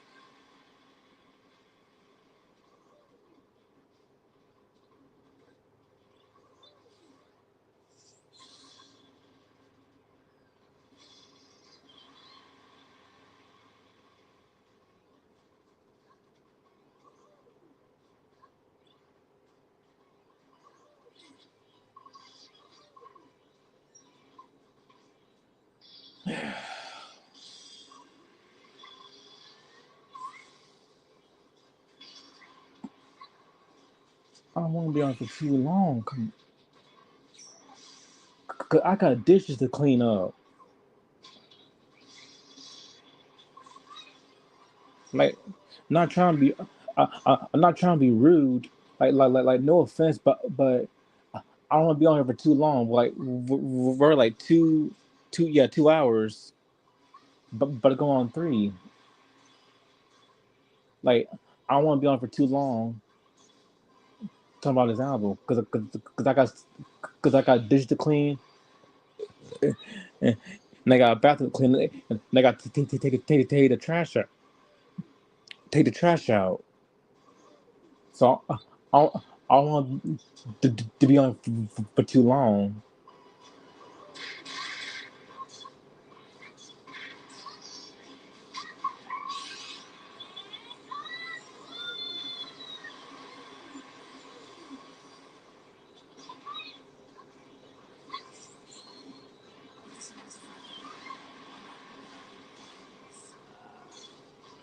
Anyway, that's nothing, right? Then there's one thing about Black Plus. Launching a channel for 2020 era Holic TVS videos, like the daily videos and drama I used to do, put Holic TVS. If you could go subscribe and check out the video that I just released as you're watching this, where I discussed the Green Arsenal and drama, given them my own thoughts from the perspective of someone who is diagnosed ADHD. You couldn't tell. Thanks. Yeah, over. Just a rumor, put out a video, in part focused on an apology, and in part as a response to all of the allegations we discussed in the previous video. The most important of these being the claim that he defended a predator who received romantic interest in them, masking a minor for explicit upload of their animations, sending fetish artwork to a minor, and the uncomfortable effort he made to meet up with and talk to my friends and I at VidCon.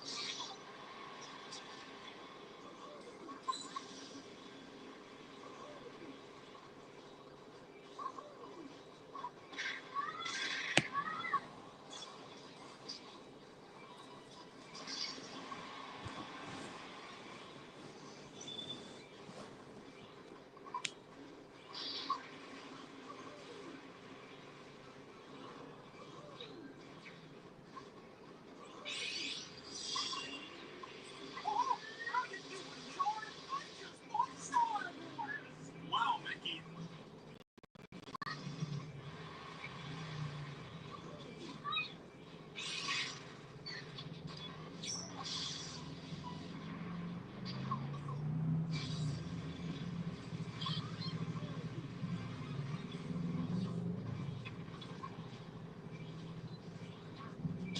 Well, thank goodness. Well, thank goodness. Yeah, just a robot. Well, thank goodness I was not subscribed to. I did not subscribe to his channel. Yeah, just a robot. Well, thank goodness I did not subscribe to his channel.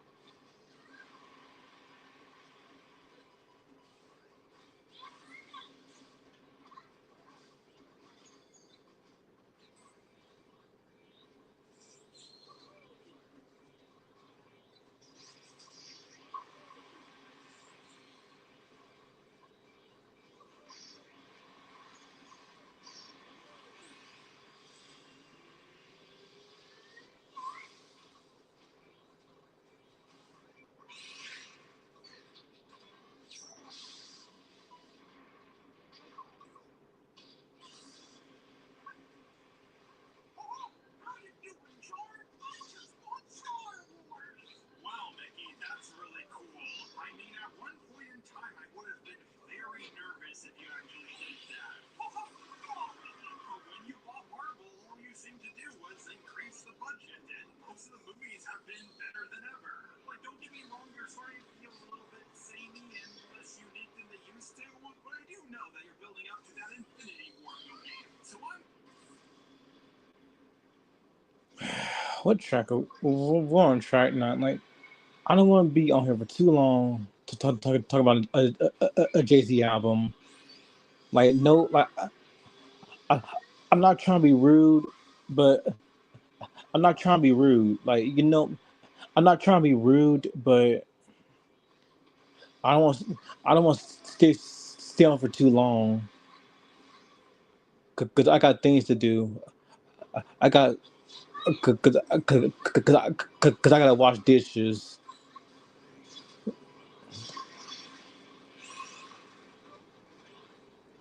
and take out the trash too.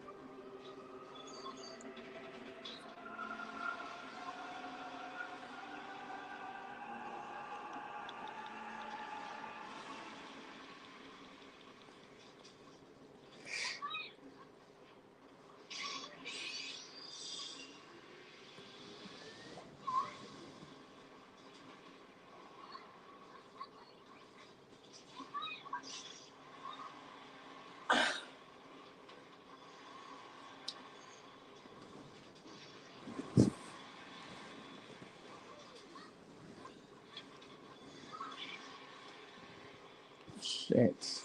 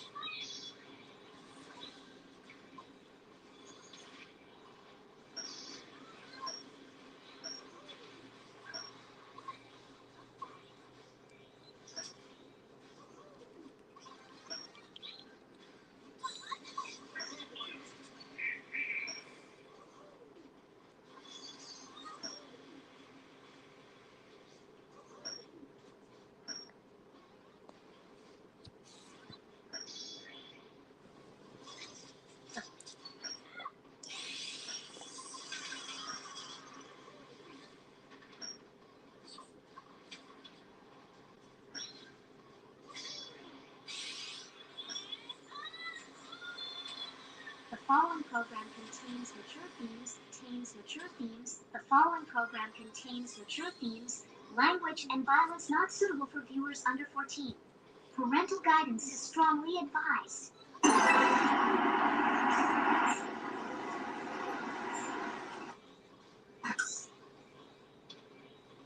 State your name.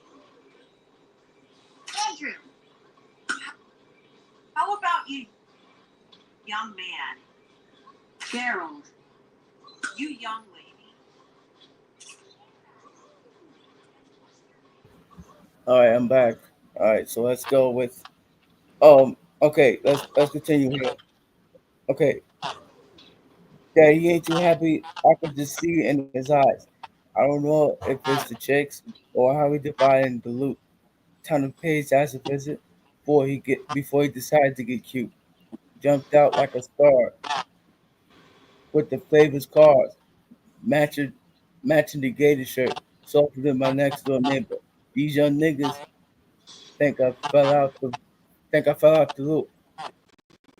Cause the last time they see me hopping out the coop, I hopped out in the suit, and then here we go with Memphis Bleak, where he says, "Look at this nigga Jay Front trying to take my shine." I ain't say he's verbally, but I just had some shit on my mind. What does he mean by that? Hold on, I'm trying to find. Let me see. Um,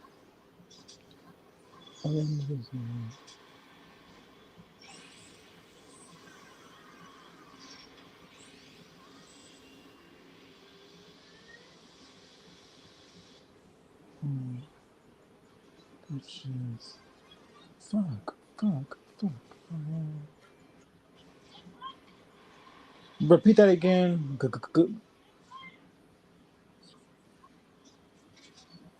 What? Repeat what? That verse again.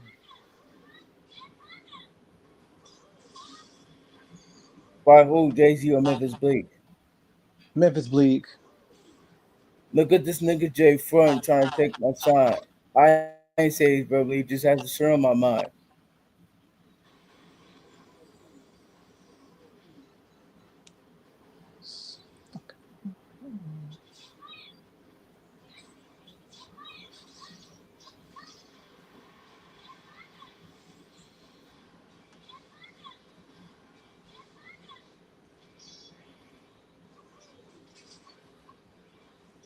Look at this.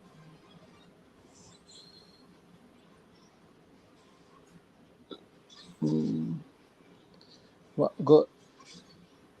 It don't say it on the line by line meaning. I don't see the on line by line meaning.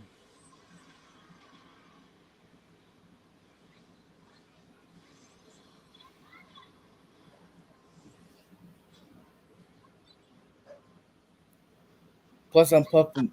Plus I'm puffing like an ounce more than more than I used to puff. Taking advice from these niggas, but they ain't used to stuff. They have me thinking shit. I'm the one I'm the one that moved the stuff. While he driving around town bringing cruise and stuff. Swear to God, they have me practically hate. hate in his guts as he approached, and I spoke, Jigga, what up? And then they talk about I done came up, put my life on the line, sold the game up. Yeah, now it's my time to shine. Uh, yeah, it's my time to shine. Time to change up. Well, let me second in line. Not eight. These streets is mine. Yeah, yo, and actually Nas did this on Tragedy album, which is the QB album. When where Nas talk about when we leave, when we laugh, they switch back. We come back with the rich cats, all that shit, man. Yeah, All right, all right. So let's move on now. Let's move on. yeah, Track, track I number was, 9, which is "Can I Get a Featuring?" I know, Emil can't rap for shit, but also it's featuring a mill and Ja Rule. Ja Rule. So I like the song, but I like see, the I like problem the is song. that this song was originally for Ja Rule.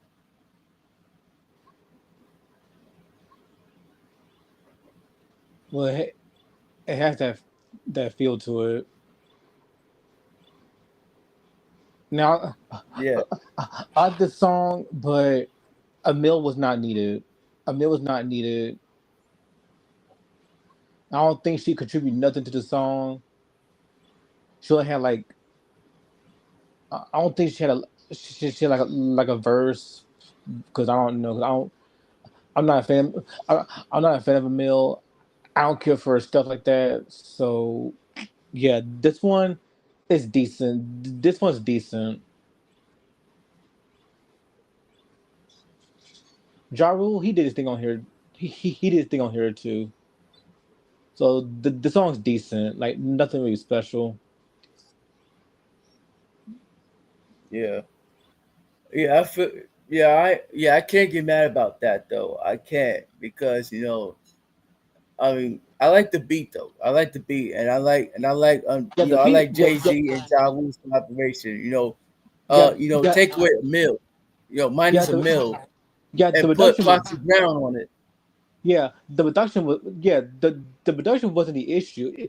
It was a mill. Yeah, It was a and you know mill. what's Like ironic too? a mill. You know what's ironic? Right. That this song was being overplayed everywhere, man. I can see why. Yeah, it was. Yeah, it went. This song went too commercial. And you know why? Because of the Rush Hour movie, well, was represented and all that shit. Man. And even The Ja Rule first had a solo song before Benny Benavici, but and it's called Bitch Better Have My Money.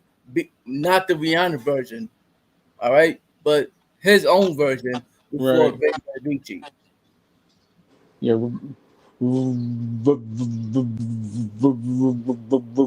Rush Hour is a classic. Rush- I love Rush Hour. We gotta review That's a that. classic. That's a classic. Jackie Yeah, Chan and Chris Tucker. Hmm. exactly. Yeah, we gotta review that movie too.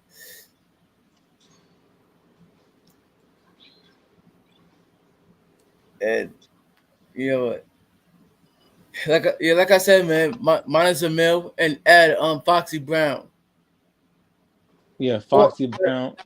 or even Foxy, add what you call it, or even add Foxy, Vita. Foxy Brown, Eve, Yeah, Vita yeah, Vita, and early Charlie Baltimore, yeah, Charlie Baltimore, who, cause yeah, she could yeah, rap. yeah, Charlie Baltimore, who keeps get her albums shelved by Murder Inc. Yeah, exactly. and other labels. Like Murder Inc. That whole label is just messy as hell. That whole label is messy as hell. Like the only label the only artists they had for the most were Ja Rule and Ashanti, and that's it. Ja And they Rule and don't own Ashanti, like, Lloyd. yeah, but Ja Rule and Ashanti were the most prominent that they focused on. Yeah, but not until Ashanti left Murder Inc. after the declaration, which was her Declaration. fourth album. Your declaration.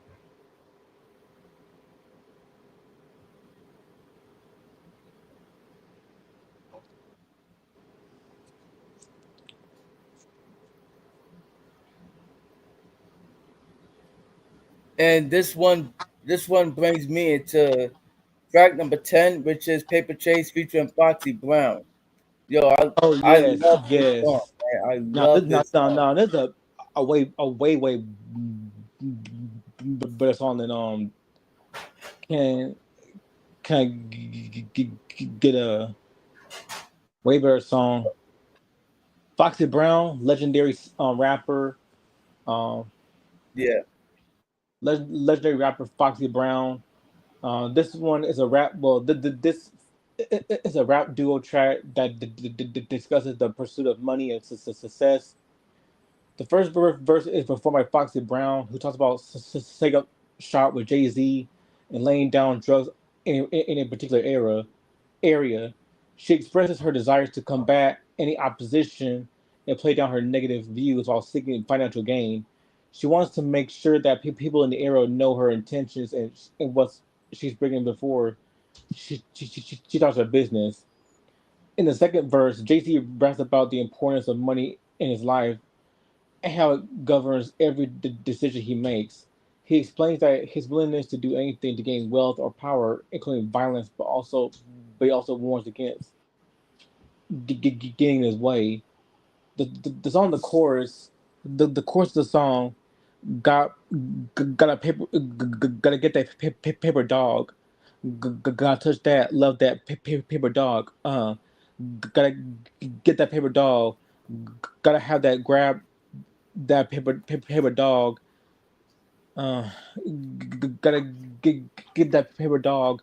Gotta spin that, bend that, split that, get that.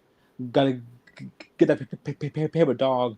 When I needs that G stack to me where the we's at reflects reflects the song's theme of pursuing money and success at all costs, no matter what it takes. Paper Chase ultimately is an ode to the rap game in general and the pursuit of financial gain. So this was a very great track, a much better track than Can I Get A? So yeah, great track, Paper Chase.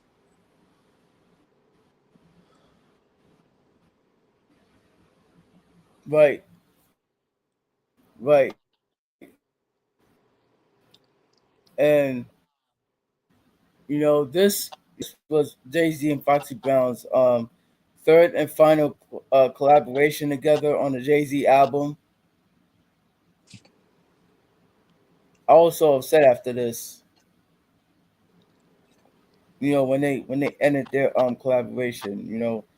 Jay Z and Foxy Brown. Like, come on now. I mean, I wish you could go back to those times where Jay Z and Foxy Brown collaborated on every song that would come out, even if there wasn't singles. Like Paper Chase is not a single. I mean, come on now. I wish this whole album was a single itself. Like what would a music video be like for Intro Handed Down, If I Should Die, Ride or Die, the Money Cash Holes version with DMX only, a week ago, Coming of Age the sequel, Paper Chase, and Reservoir Dogs, it's like that and so forth. Well, I think they should all get a music video. If you ask me, You're right. Um, yeah, we're both right. Actually, we're both right. but it's that. But it is what it is. Like not every single needs a music video. They can also have visualizers or something like that. Like, but Yeah, this on Rockefeller, YouTube that this yeah on Def YouTube Jam. that the So young kids are doing. like this Rockefeller, this Def Jam. So it's up to them. Like we're not in charge of what Def Jam does or Rockefeller does. Yeah, true. but see, here's the thing. We're only trying to voice our opinions Yeah, on things. So yeah, I know. I know.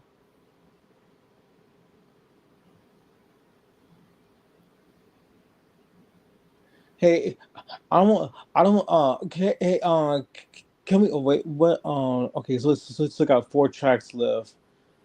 yeah, Uh, yeah. yeah. Can we wrap this up? Because I don't want to stay on for too long. Because I got clean dishes and clean the bathroom and all that stuff. Yeah, yeah, we're only yeah, we're gonna get to track number 11, which is Reservoir Dogs, featuring the Locks Yeah. being single and painting the ass on the interruption. Oh yeah. The locks being Seagull and Sauce Money. There you go. Yeah, so what can I say about this track? I love the posse cut, man. I love the posse cut, and and in my opinion, I feel like this posse cut is better than the posse cut that Busta Rhymes did with his Flipmode Squad and Def Squad. I believe I think this is better. I think this is better than Flipmode Squad meets Def Squad. So what you think? What you think, buddy? Um, Very great posse cut. Reservoir Dogs. Great title for a song. So pretty much this brings in the theme of violence and death, discussing how Jay Z would do 10 years in jail for killing someone and then seek revenge on their family. He also discusses the dangers of the rap game, with people constantly trying to take him down and study his moves. He sees himself as a master of the craft, constantly shooting down any challengers who dare to face him. He even he even compares himself to Adolf Hitler, saying that he runs with more Germans than the infamous dictator. So that's really caused controversy because Adolf Hitler is a controversial man in human history. By the end of the True. song, Jay Z makes it clear that he doesn't care about anyone's opinions of him or his music. He's too busy making money and living his best life. Cool. Yo, yo, who do you think had the best verse on Reservoir Dogs, man? Um, I think all of them. I think all of them did a thing on here. Okay. Yeah, yeah. All of them did their thing on here, so I don't really got a favorite.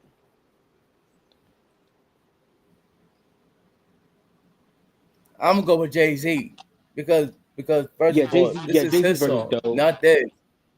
Yeah, Jay Z versus dope. But the locks being single, they did a thing too and saw some money. He did his thing too. And also, I love the production. So Yeah, all right, let's just move on. Track number 12, which is "It's Like That" featuring Kid Capri. I love this song, man. I yeah, love this song. Kick Capri's dope. It's like those are those the features I like Kid Capri, Foxy, the locks. Like those are the ones I like.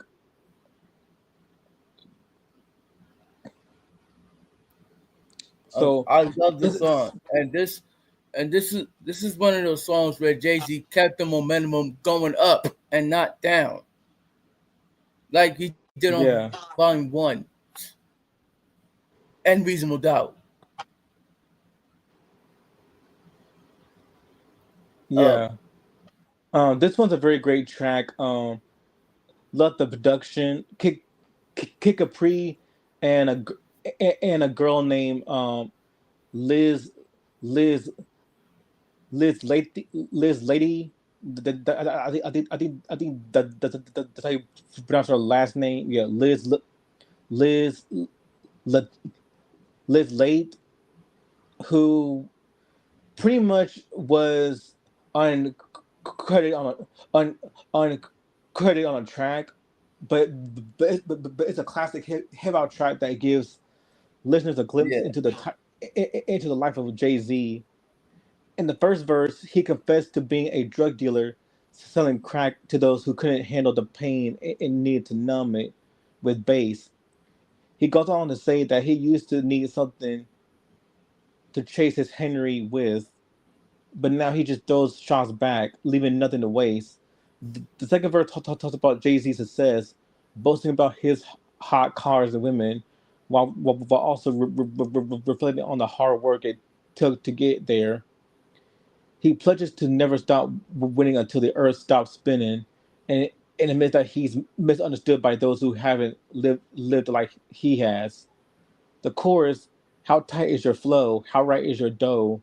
How wet is your blow? Oh, only write what you know, cause I'm like that. It's a challenge to other rappers to prove themselves. Jay Z is saying that he's the real deal, and that others should only rap about what they know because he had to live through the struggle to get where he is. right, right. And that's all I'm saying. Like, very great track, very great collaboration with Kid Capri. So very great track. Like it.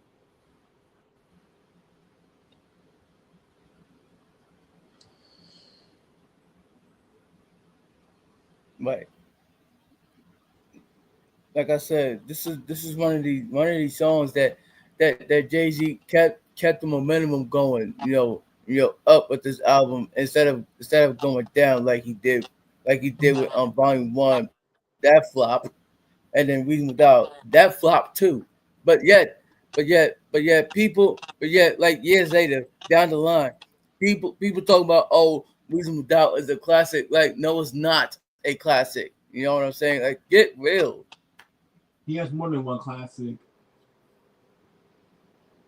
Well, Reasonable Doubt isn't. He has more than one classic though. We're gonna get to that at the end of the review real quick. So, and we're gonna move on to track number 13, which is "It's All Right" featuring Memphis Bleak. All right, so I love this song too, man. I love this song. You know, I love the production. I love everything about the song. Like with Jay Z and Memphis Bleak going back and forth as well. You know what I'm saying? Like in the middle of the song or something like that. And what's crazy too? The music video for "Is All Right." It takes place in Mexico, and on the beach or something, man. Like you see the Damon Dash and all of them on the cameo and shit, man, and even Aaliyah. Late great Aaliyah. Rest in peace. Yeah. So what do you think about this song, man? This one's great. Very solid song. Love the production. Jay Z, Memphis Bleek, they did a thing on here, so I like it. Very dope song. That's good. All right, all right. Can we move on to the final track on final song on the album? Yeah, money ain't a thing. Yeah, track number 14, which is "Money and the Thing" featuring This, Jermaine Dupri. yeah, Main Dupree. This song was originally from Jermaine Dupri's first album, which was "The Life of 1472." Yeah, Jermaine Dupri. He's good. I like Jermaine Dupri. Yeah. I mean, I know some people have their hits and misses. I know he's a hit and miss, but I like him anyway. Like the stuff he did with Mariah Carey on her Emancipation of Mimi album, that was that was a great production. But Yes, yeah, yes. yeah, that was Mariah's last good album. Yeah, We gotta her do last that album, man. We gotta yeah, do that. We gotta review that album. her last great album because I never heard none of her stuff after that. Like, if you want true Mariah Carey, um, her first album, Emotions, Daydream, Music Box, Daydream, Butterfly, um, Rainbow, Glitter, and Mimi. That's the true essence of Mariah. That's yeah. That's the true essence of Mariah, because she does have some shit after that. Like let not act like Mariah Carey's discography is squeaky clean, because it's not. And this Yo, is man. yeah. So Money in a Thing is a very great track. Both Jay Z and Jermaine Dupri did their thing, and it pretty Right, much right. and it pretty much is an ode to their luxurious and opulent lifestyles where they flaunt their wealth and status. So this was a nice collab, nice way to end on to end on the album. Yo, man. For me, this was a perfect album for me, man. Like, to be honest with you, I would give this album a 10 out of 10. But to me, I wouldn't put Hard Knock Life Volume 2 by Jay Z better than the Predator, because the Predator is better than this album. Nothing could beat the Predator. All right, no hip hop album can beat Ice Cube's The Predator album. No way. I'm sorry. All right, I'm sorry. Nobody. I'm sorry. Nobody is safe. Wu Tang's first album. Nope, can't beat that. Nope. No, no, Wu Tang can beat it. Wu Tang, because Wu Tang, if we would have Wu Tang, we would have other artists out here. I like Wu Tang Clan. Don't get me wrong. Don't get me wrong. All right, but nope, they can't beat Ice Cube's The Predator. They can't. I'm sorry, they can't.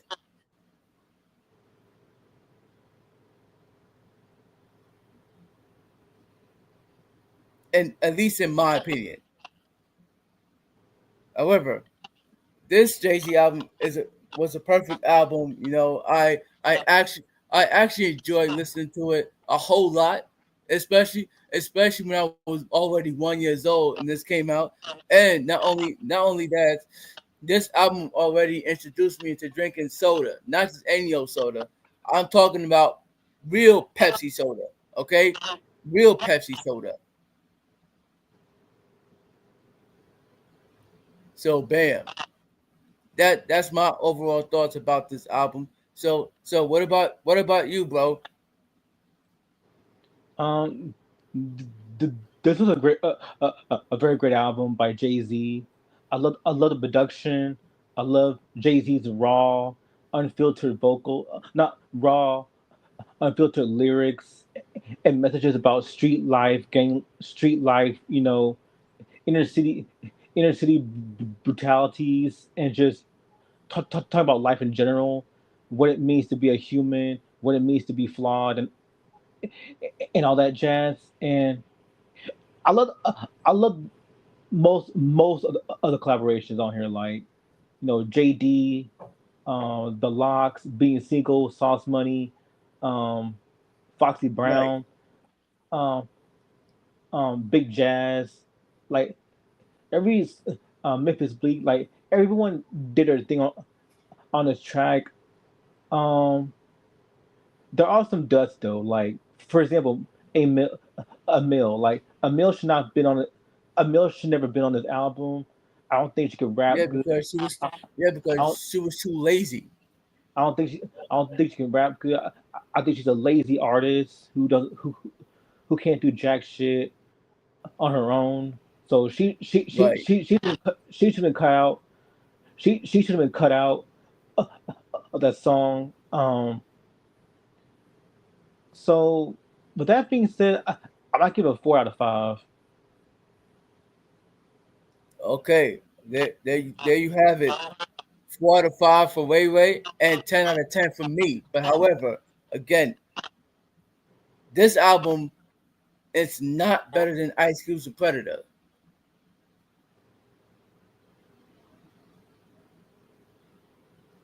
That's all I have to say. Okay, and Ray Ray, I want to say that I apologize for keeping you on hold for so long. Like I have family members calling me, wishing me a happy birthday and stuff like that. You know what I'm saying? No, it's all good. It's all good. Like, no hard feelings, because I know birthdays are very important. Yeah, Yeah.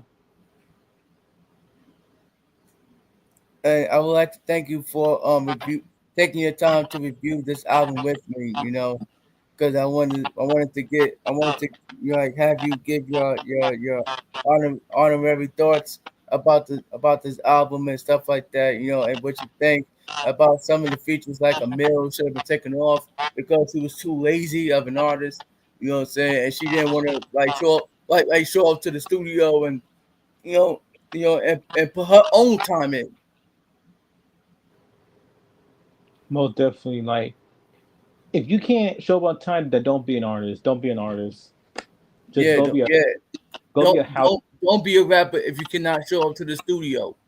go be a house nigga for all I care, Emil. Yeah. Yeah. All right. Well, I'm gonna go ahead and do some clean some dishes and clean the bathroom. Thank you for having me on here. Oh, yes. Before we go, I want to say this, that now that we have reviewed all 14 songs on this whole album, I'm gonna say there are 6 singles off of this album. Do you care to say what they were? All right. Well, the wiki says four singles. So No, one is they were okay. There were okay. So two singles before those. okay. So one is Can I Get a Hard Not Yes, Like Money yes, Cash Hoes and yes, nigga who. yes.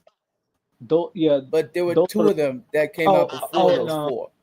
Money Ain't a Thing, It's all and right, right, and Money It's and the Thing. Alright. Yes, Yeah. yes. All right. So we got all six singles down. All right. So your Yeah. favorite song on this album is? Because I don't even know what mine are. Okay, I'll give you my top 5. Hard Not Life, Okay. Yes. Money Cash Hoes, Yes. Money and the Thing, Reservoir Dogs, Yes. and Yes. Nigga What Nigga Who. Yes. Okay. So my 2 favorite songs are Money Cash Hoes personally, and Nigga What Nigga Who, which I thank my uncle for that. All right. So and my least favorite song is if I have to choose a least favorite song, is actually the songs the songs with the mill on it. Right. Well, mostly Can I Get Up? Yeah. Like I'm not saying that. I'm not saying that because Jay-Z and Ja Rule didn't do their thing. No, I'm saying that because a they were the mill stars. couldn't rap for anybody. They were the stars of that track, but it's just a mill. Like she should not be needed. She should not been added. Like she never contributed nothing to the album. I'm gonna be real with you. Yeah, exactly. Like all she did was like mumble some of her lines and shit. Yeah, like I said, she was too Y'all call lazy that to come rapping? to the studio. Y'all call that rapping?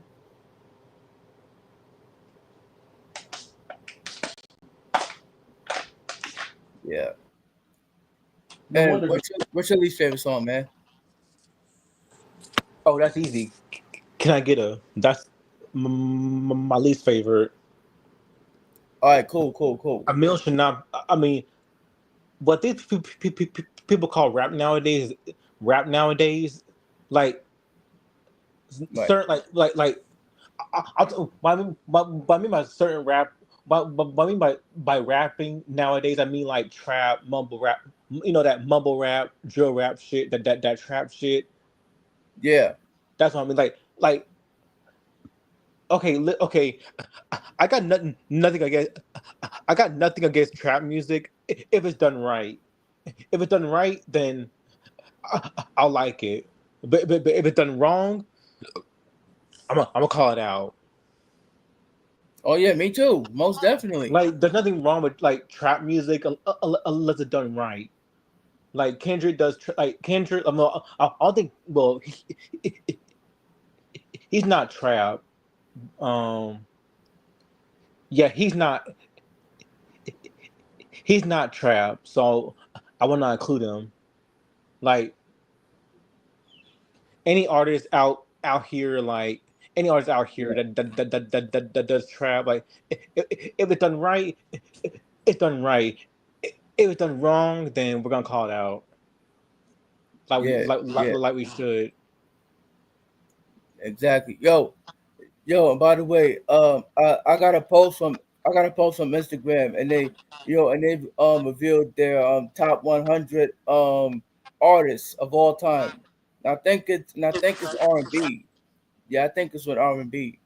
R&B. Yeah. All right, So we might have to go over it. Take a quick review, like real soon. all right, all right. Okay, so all right. Okay, so with that being said, thank you for having me. I'm gonna do some cleaning Anytime, man. before my mom gets home. So Okay. I'll see you next live stream. Peace out. All right. All right. I see you tomorrow for the America's Most Wanted album review. All right.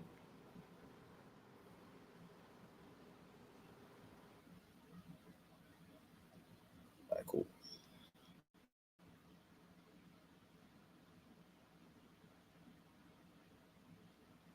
Hey, yo, peace and live life.